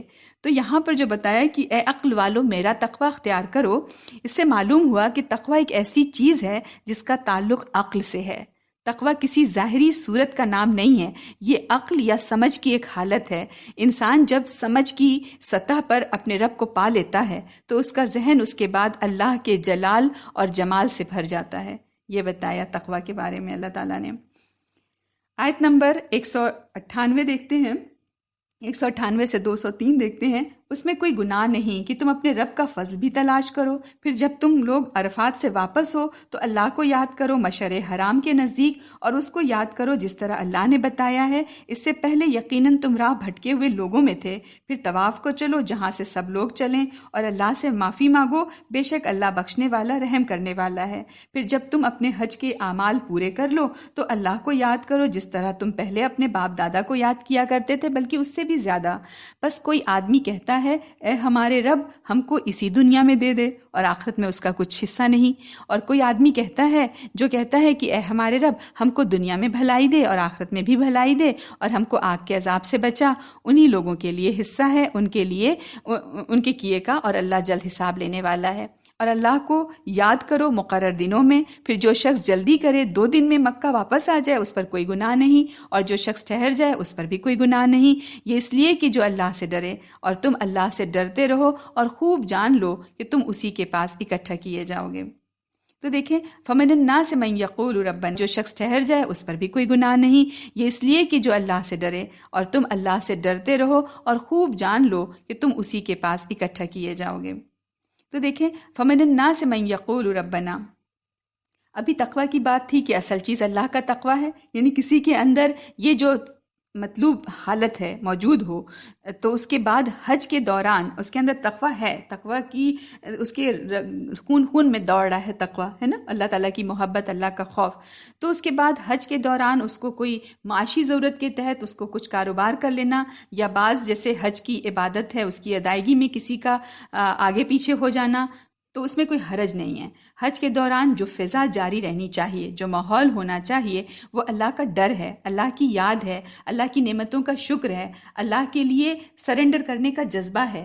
حج کے دوران کوئی ایسا کام نہیں ہونا چاہیے جو ان ساری سچویشن کے خلاف ہو، ان ساری حالت کے خلاف ہو. جیسے کسی شخص یا گروہ کے لیے عبادت کی اب ادائیگی میں فرق کیا جائے کہ نہیں یہ اونچے طبقے کا ہے، یہ نیچے طبقے کا ہے.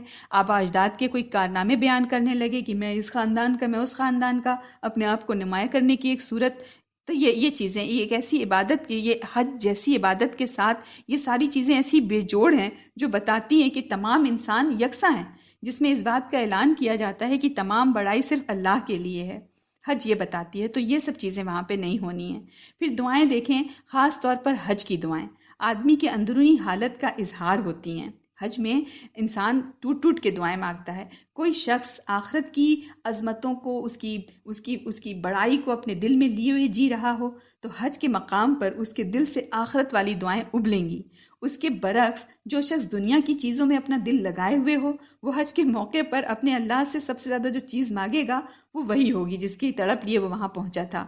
تو سب سے بہتر دعا تو یہ ہے کہ آدمی اپنے رب سے کہے کہ اے اللہ دنیا میں تیرے نزدیک جو چیز بہتر ہے وہ مجھے دنیا میں دے دے، اور آخرت میں تیرے نزدیک جو چیز بہتر ہے وہ مجھے آخرت میں دے دے، اور اپنی ناراضگی سے بھی مجھے بچا لینا. تو ربنا آتنا فی الدنیا حسنہ وفی الآخرۃ حسنہ وقنا عذاب النار. پھر دیکھتے ہیں آیت نمبر 204 سے آیت نمبر 207 تک دیکھتے ہیں. اور لوگوں میں سے کوئی ہے کہ اس کی بات دنیا کی زندگی میں تم کو خوش لگتی ہے اور وہ اپنے دل کی بات پر اللہ کو گواہ بناتا ہے، حالانکہ وہ سخت جھگڑالو ہے. اور جب وہ پیٹھ پھیرتا ہے تو اس کوشش میں رہتا ہے کہ زمین میں فساد پھیلائے اور کھیتوں اور جانوروں کو ہلاک کرے، حالانکہ اللہ فساد کو پسند نہیں کرتا. اور جب اس سے کہا جاتا ہے کہ اللہ سے ڈرو تو وقار اس کو گناہ پر جما دیتا ہے. بس ایسے شخص کے لیے جہنم کافی ہے اور وہ بہت برا ٹھکانہ ہے، اور لوگوں میں کوئی ہے کہ اللہ کی خوشی کی تلاش میں اپنی جان کو بیچ دیتا ہے، اور اللہ اپنے بندوں پر نہایت مہربان ہے۔ پھر دیکھتے ہیں آیت نمبر 208 سے 212۔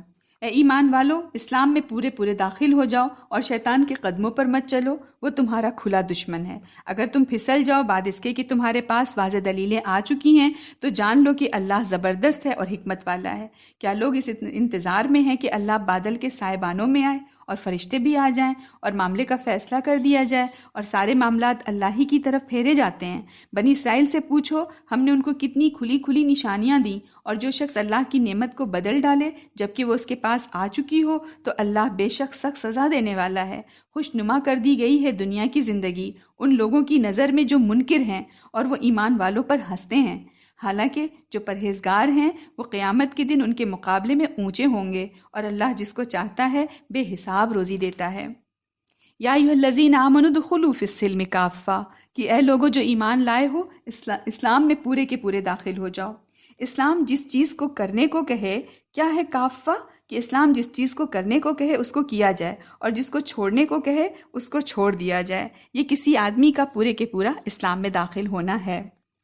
پھر دیکھیں آیت نمبر 213 سے 214 کہ لوگ ایک امت تھے، کان الناس امتم واحدہ، لوگ ایک امت تھے، انہوں نے اختلاف کیا تو اللہ نے پیغمبروں کو بھیجا، خوشخبری دینے والا اور ڈرانے والا، اور ان کے ساتھ اتاری کتاب حق کے ساتھ تاکہ وہ فیصلہ کر دے ان باتوں کا جن میں لوگ اختلاف کر رہے ہیں۔ اور یہ اختلاف انہی لوگوں نے کیے جن کو حق دیا گیا تھا، بعد اس کے کہ ان کے پاس کھلی ہدایات آ چکی تھیں، آپس کی ضد کی وجہ سے۔ بس اللہ نے اپنی توفیق سے حق کے معاملے میں ایمان والوں کو راہ دکھائی جس میں وہ جھگڑ رہے تھے، اور اللہ جس کو چاہتا ہے سیدھی راہ دکھا دیتا ہے۔ کیا تم نے یہ سمجھ رکھا ہے کہ تم جنت میں داخل ہو جاؤ گے، حالانکہ ابھی تم پر وہ حالات گزرے ہی نہیں جو تمہارے اگلوں پر گزرے تھے؟ ان کو سختی اور تکلیف پہنچی، وہ ہلا مارے گئے، یہاں تک کہ رسول اور ان کے ساتھ ایمان لانے والے پکار اٹھے کہ اللہ کی مدد کب آئے گی۔ یاد رکھو اللہ کی مدد قریب ہے۔ دین میں جو اختلاف کسی چیز کی تعبیر بتانے لگتے ہیں یا کسی چیز کو جب ایکسپلینیشن دینے لگتے ہیں، اس کے اختلاف سے شروع ہوتا ہے۔ ہر ایک اپنے ذہنی سوچ کے مطابق اللہ کے دین کا ایک تصور قائم کر لیتا ہے۔ ایک ہی کتاب جو ہدایت کی ہے اس کو مانتے ہوئے بھی لوگوں کی جو رائے ہیں وہ الگ الگ ہو جاتی ہیں۔ اس وقت اللہ اپنے چنے ہوئے بندوں کے ذریعے حق کے معاملے کا اعلان کراتا ہے، اور یہ آواز اگرچہ انسان کی زبان میں ہوتی ہے اور بظاہر عام آدمیوں جیسے ایک آدمی کے ذریعے یہ آواز بلند ہوتی ہے، اور جو سچے حق کے تلاش کرنے والے لوگ ہوتے ہیں وہ اس کے اندر شامل اللہ تعالیٰ کی گونج کو پہچان لیتے ہیں اور اپنے اختلاف کو بھول کر فوراً کہتے ہیں ہاں اس کی بات سچ ہے، یہ آتھینٹک ہے، اس پر لبیک کہتے ہیں۔ اور دوسری طرف وہ طبقہ جو اپنے خود ساختہ خود سے بنائے ہوئے دین کے ساتھ اپنے کو اتنا زیادہ جوڑ چکا ہوتا ہے کہ اس کے اندر یہ جذبہ ابھرتا ہے کہ میں دوسرے کی بات کیوں مان لوں، اس کے اندر ضد کی نفسیات پیدا ہو جاتی ہیں، یہاں تک کہ پھر وہ ہوتے ہوتے اسی چیز کا انکار کر دیتا ہے جس کا وہ اپنے خیال کے مطابق بہت اونچے مقام پر تھا، ہے نا؟ تو اللہ تعالیٰ ہم سب کو بچائے ہٹ دھرمی سے۔ پھر ہے آگے آیت نمبر 217 سے 218 تک، نہیں 215 سے 216 تک۔ لوگ تم سے پوچھتے ہیں کیا خرچ کریں، کہہ دو کہ جو مال تم خرچ کرو تو اس میں حق ہے تمہارے ماں باپ کا اور رشتہ داروں کا اور یتیموں کا اور محتاجوں کا اور مسافروں کا، اور جو بھلائی تم کرو گے وہ اللہ کو معلوم ہے۔ تم پر لڑائی کا حکم ہوا ہے اور وہ تم کو گراں معلوم ہوتی ہے۔ ہو سکتا ہے کہ تم ایک چیز کو ناگوار سمجھو اور وہ تمہارے لیے بھلی ہو، اور ہو سکتا ہے تم ایک چیز کو پسند کرو وہ تمہارے لیے بری ہو، اور اللہ جانتا ہے تم نہیں جانتے۔ انسان یہ سمجھتا ہے کہ اس کی جان اور مال کے استعمال کا بہترین جو جگہ ہے، جو بہترین خرچ کرنے کی جو جگہ ہے وہ اس کے بیوی بچے ہیں۔ وہ اپنے کمائی کو، اپنے اثاثہ کو، اپنے ذاتی خواہش کی بنا پر، ذاتی تمناؤں میں لٹا کر خوش ہوتا ہے۔ اس کے اپوزٹ دیکھیں شریعت کیا کہتی ہے۔ شریعت کہتی ہے کہ اپنے جان اور مال کو اللہ کی راہ میں خرچ کرو۔ یہ دونوں جو مدیں ہیں ایک دوسرے سے بالکل مختلف ہیں۔ ایک خود اپنے اوپر خرچ کرنا ہے اور دوسرا غیروں کے اوپر، ایک اپنی طاقت کو دنیا کی ظاہری چیزوں کے حاصل کرنے پر لگانا ہے، اور دوسرا آخرت کی نظر نہ آنے والی چیزوں پر صرف کرنا ہے، خرچ کرنا ہے۔ مگر انسان کو جو چیز ناپسند ہے وہی اللہ کی نظر میں بھلائی ہے، کیونکہ وہ اس کی اگلی جو بہت بڑی زندگی ہے اس کو فائدہ دینے والی ہے، اور انسان کو جو چیز پسند ہے وہ اللہ کی نظر میں برائی ہے، کیونکہ اس کا جو فائدہ ہے یہ اسی وقتی چند روزہ دنیا میں ہے، آخرت میں اس سے کچھ بھی ملنے والا نہیں۔ پھر آگے آیت نمبر 217 سے 218 دیکھتے ہیں، لوگ تم سے حرمت والے مہینے کی بابت پوچھتے ہیں کہ اس میں لڑنا یا کیسا ہے، کہہ دو کہ اس میں لڑنا بہت برا ہے، مگر اللہ کے راستے سے روکنا اور اس کا انکار کرنا اور مسجد حرام سے روکنا اور اس کے لوگوں کو اس سے نکالنا اللہ کے نزدیک اس سے بھی زیادہ برا ہے، اور فتنہ قتل سے بھی زیادہ بڑی برائی ہے، اور یہ لوگ تم سے برابر لڑتے رہیں گے یہاں تک کہ تم کو تمہارے دین سے پھیر دیں اگر قابو پا جائیں، اور تم میں سے جو کوئی اپنے دین سے پھرے گا اور کفر کی حالت میں مر جائے تو ایسے لوگوں کے عمل برباد ہو گئے دنیا میں بھی اور آخرت میں بھی، اور وہ آگ میں پڑنے والے ہیں اور اس میں ہمیشہ رہیں گے۔ وہ لوگ جو ایمان لائے، جنہوں نے ہجرت کی اور اللہ کی راہ میں جہاد کیا، وہ اللہ کی رحمت کے امیدوار ہیں، اور اللہ بخشنے والا بڑا مہربان ہے۔ پھر دیکھتے ہیں آیت، لوگ تم سے شراب اور جوئے کی بابت پوچھتے ہیں، کہہ دو کہ ان دونوں چیزوں میں بڑا گناہ ہے، اور لوگوں کے لیے کچھ فائدے بھی ہیں اور ان کا گناہ بہت زیادہ ہے ان کے فائدے سے، اور وہ تم سے پوچھتے ہیں کہ کیا خرچ کریں، کہہ دو کہ جو ضرورت سے زیادہ ہو۔ اس طرح اللہ تمہارے لیے احکام کو بیان کرتا ہے تاکہ تم دھیان کرو اور دنیا اور آخرت کے معاملات میں۔ اور وہ تم سے یتیموں کی بابت پوچھتے ہیں، کے بارے میں پوچھتے ہیں، کہہ دو کہ جس میں ان کی کامیابی ہو، ان کی بہبود ہو، وہ بہتر ہے، اور اگر تم ان کو اپنے ساتھ شامل کر لو تو وہ تمہارے بھائی ہیں، اور اللہ کو معلوم ہے کہ کون خرابی پیدا کرنے والا ہے اور کون درستگی پیدا کرنے والا ہے، اور اگر اللہ چاہتا تو تم کو مشکل میں ڈال دیتا، اللہ زبردست ہے، تدبیر کرنے والا ہے۔ چند سوالات کا جواب دیتے ہوئے یہاں کچھ بنیادی اصول بتا دیے گئے ہیں۔ کسی چیز کا نقصان اگر اس کے فائدے سے زیادہ ہو تو پھر اسے چھوڑ دینا چاہیے۔ اپنی جو اصل ضرورت سے زیادہ جو مال ہو اس کو اللہ کی راہ میں دینا چاہیے۔ آپس کے جو معاملات ہیں ان طریقوں سے بچنا جو کسی بگاڑ کا سبب بن سکتے ہوں، اور ان طریقوں کو اختیار کرنا جو اصلاح پیدا کرنے والے ہوں۔ پھر دیکھیں آیت نمبر 221 سے 223 کی کیا ہے، اور مشرک عورتوں سے نکاح نہ کرو جب تک وہ ایمان نہ لائیں، اور مومن لونڈی بہتر ہے ایک مشرک عورت سے اگرچہ وہ تم کو اچھی معلوم ہو، اور اپنی عورتوں کو مشرک مردوں کے نکاح میں نہ دو جب تک کہ وہ ایمان نہ لائیں۔ مومن غلام بہتر ہے ایک آزاد مشرک سے اگرچہ وہ تم کو اچھا معلوم ہو۔ یہ لوگ آگ کی طرف بلاتے ہیں اور اللہ جنت کی طرف اور اپنی بخشش کی طرف، اپنی معافی کی طرف بلاتا ہے، اور وہ اپنے احکام لوگوں کے لیے کھول کر بیان کرتا ہے تاکہ وہ نصیحت پکڑیں۔ اور وہ تم سے حیض کا حکم پوچھتے ہیں، کہہ دو کہ وہ ایک گندگی ہے، اس میں عورتوں سے الگ رہو، اور جب تک وہ پاک نہ ہو جائیں ان کے قریب نہ جاؤ، پھر جب وہ اچھی طرح پاک ہو جائیں تو اس طریقے سے ان کے پاس جاؤ جس کا اللہ نے تم کو حکم دیا ہے۔ اللہ دوست رکھتا ہے توبہ کرنے والوں کو، اور وہ دوست رکھتا ہے پاک رہنے والوں کو۔ تمہاری عورتیں تمہاری کھیتیاں ہیں، بس اپنی کھیتی میں جس طرح چاہو جاؤ، اور اپنے لیے آگے بھیجو اور اللہ سے ڈرو، اور جان لو کہ تمہیں ضرور اس سے ملنا ہے، اور ایمان والوں کو خوشخبری دے دو۔ دیکھیں یہاں بتایا کہ مرد اور عورت جب نکاح کے ذریعے ایک دوسرے کے ساتھی بنتے ہیں تو اس کا اصل مقصد شہوت رانی نہیں ہوتا، بلکہ یہ اسی قسم کا ایک بامقصد تعلق ہے جو کسان اور کھیت کے درمیان ہوتا ہے۔ اس میں آدمی کو اتنا ہی سنجیدہ ہونا چاہیے جتنا کھیتی کا پلان کرنے والا سنجیدہ ہوتا ہے۔ آگے دیکھتے ہیں، اور اللہ کو اپنی قسموں کا نشانہ نہ بناؤ کہ تم بھلائی نہ کرو اور پرہیزگاری نہ کرو اور لوگوں کے درمیان صلح نہ کرو، اللہ سننے والا جاننے والا ہے۔ اللہ تمہاری بے ارادہ قسموں پر تم کو نہیں پکڑتا، مگر وہ اس کام پر پکڑتا ہے جو تمہارے دل کرتے ہیں، اور اللہ بخشنے والا تحمل والا ہے۔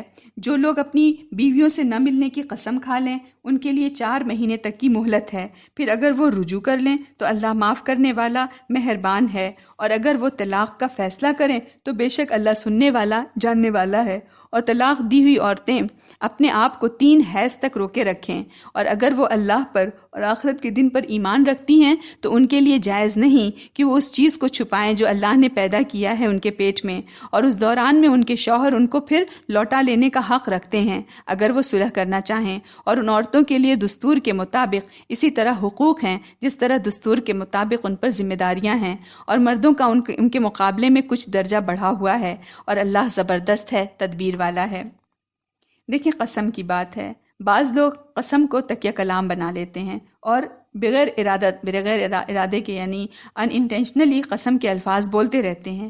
تو یہ بتایا یہاں پر کہ ایک بری بات ہے اور ہر آدمی کو اس سے پھر بچنا چاہیے۔ اور رہا میاں بیوی کے تعلق کی نزاکت، تو اس کی وجہ سے اس طرح کے معاملات میں ایسی قسم کو ایک قانونی لباس پہنایا گیا ہے نا۔ اس میں ایک قانون ہے کہ جو آدمی بلا سوچے سمجھے اپنے منہ سے نکال دے، جس کے ساتھ اس کا قلبی ارادہ شامل نہ ہو، لیکن عورت کے ساتھ جو ہے اس کی نوعیت بالکل بدل جاتی ہے۔ اس لیے اگر کوئی شخص ارادتاً یہ قسم کھائے کہ میں اپنی عورت کے پاس نہیں جاؤں گا، تو اس کو قابل لحاظ دے کر اس کو ایک قانونی مسئلہ بنا دیا گیا، اور اس کے احکام پھر مقرر کیے گئے کہ کیا کیا ہے، کتنے مہینے، پھر کیا پیریڈ رکنا ہے، طلاق ہوگی کہ نہیں ہوگی، رجوع ہو سکتا ہے کہ نہیں۔ تو یہ ایک مسئلہ ہے۔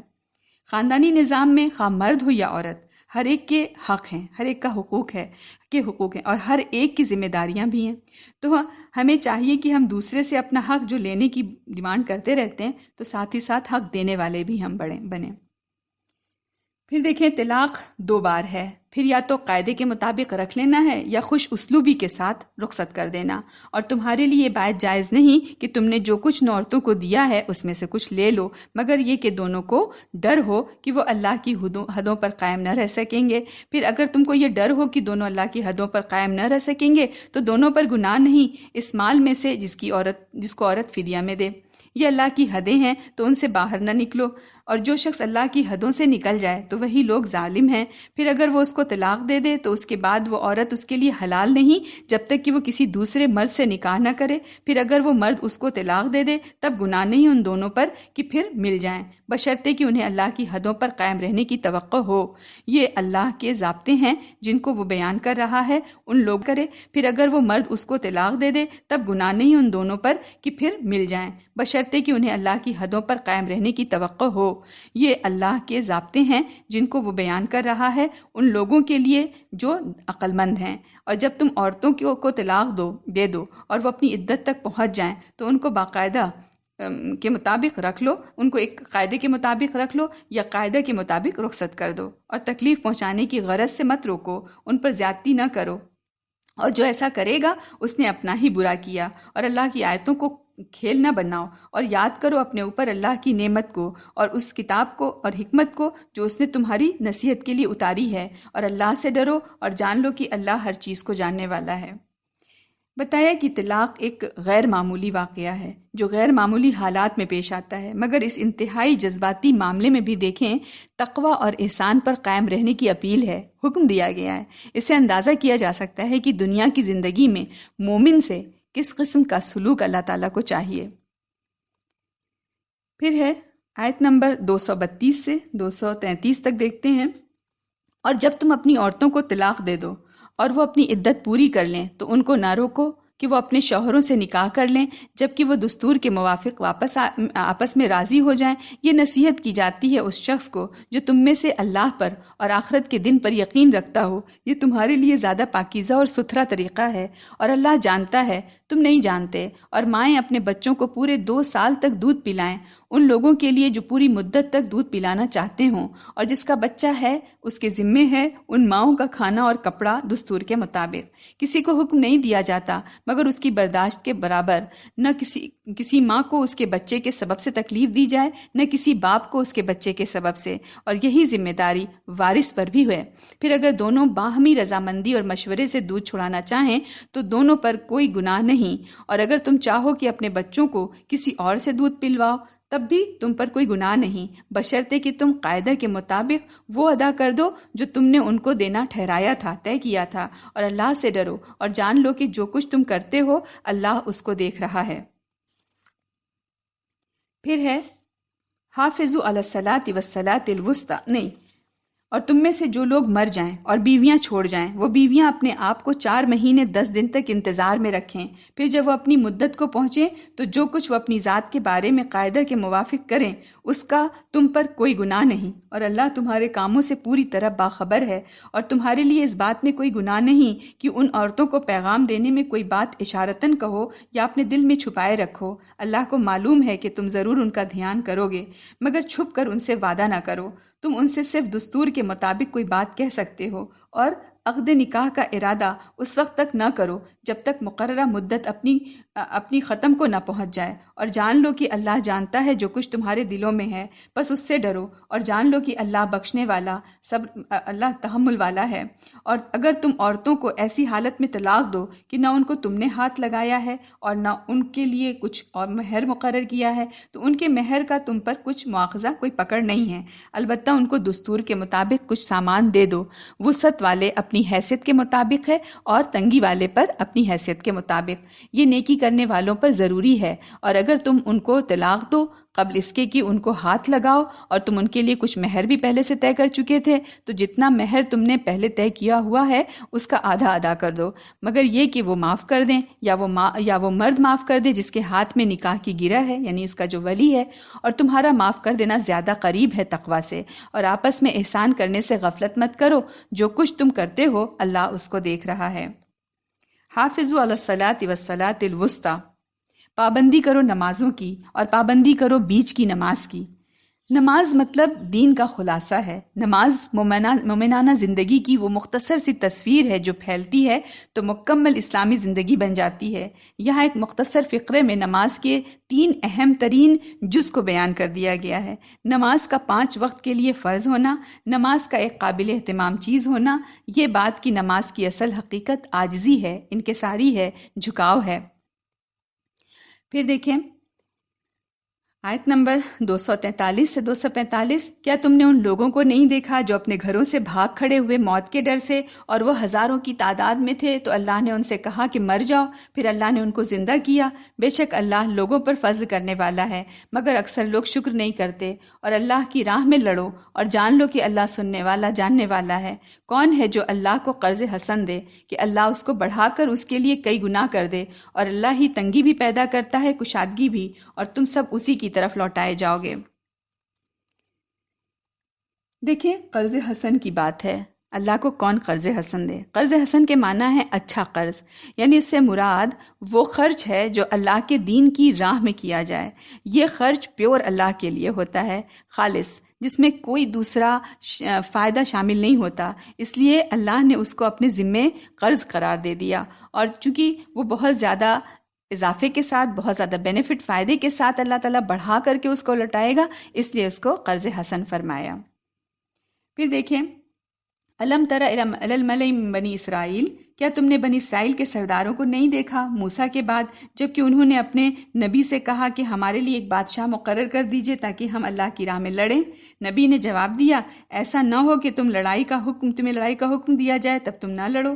انہوں نے کہا یہ کیسے ہو سکتا ہے کہ ہم نہ لڑیں اللہ کی راہ میں، حالانکہ ہم کو اپنے گھروں سے نکالا گیا ہے اور اپنے بچوں سے جدا کیا گیا ہے۔ پھر جب ان کو لڑائی کا حکم ہو تو تھوڑے لوگوں کے سوا لڑائی کا حکم ہوا تو تھوڑے لوگوں کے سوا سب پھر گئے، اور اللہ ظالموں کو خوب جانتا ہے۔ اور ان کے نبی نے ان سے کہا اللہ نے طالوت کو تمہارے لیے بادشاہ مقرر کیا ہے۔ انہوں نے کہا کہ اس کو ہمارے اوپر بادشاہی کیسے مل سکتی ہے، حالانکہ اس کے مقابلے میں ہم بادشاہی کے زیادہ حقدار ہیں اور اس کو زیادہ دولت بھی نہیں حاصل ہے۔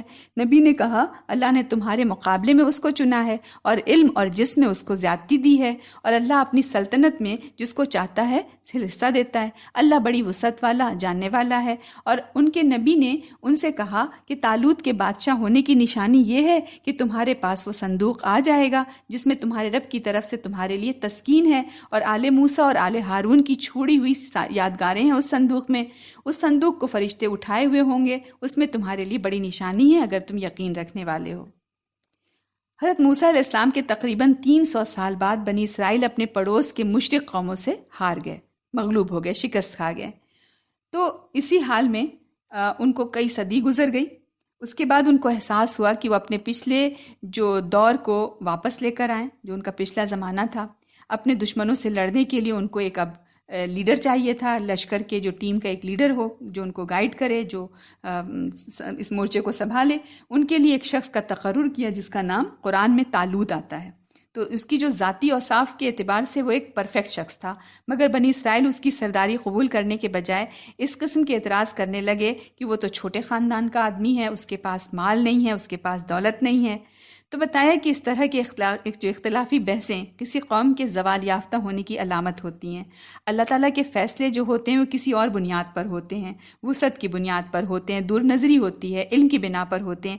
اس لیے وہی بندہ اللہ کا محبوب بندہ ہے جو خود بھی دور نظر رکھتا ہو، ہے نا، اور جو فیصلہ کرنے کے حقائق کی بنیاد پر فیصلہ کرے، جس کے اندر کوئی پریجڈس نہ ہو، کوئی تعصب نہ ہو، مصلحتوں کی بنیاد پر فیصلہ کرنے والا نہ ہو، ہے نا. تاہم ساتھ ہی ساتھ یہ ہوا کہ جو صندوق تھا، ہے نا، وہ واپس لا کر اللہ نے طالوت جو تھے ان کو جو یہ لیڈر بنایا تھا اس کی بھی تصدیق فرما دی. یعنی بنی اسرائیل کے یہاں ایک مقدس صندوق تھا، ہے نا، جو مصر سے ان لوگ کے خروج کے زمانے سے ان کے یہاں سے چلا آ رہا تھا. اس میں تورات کی تختیاں تھیں اور دوسری ان کی بہت سی مبارک چیزیں تھیں.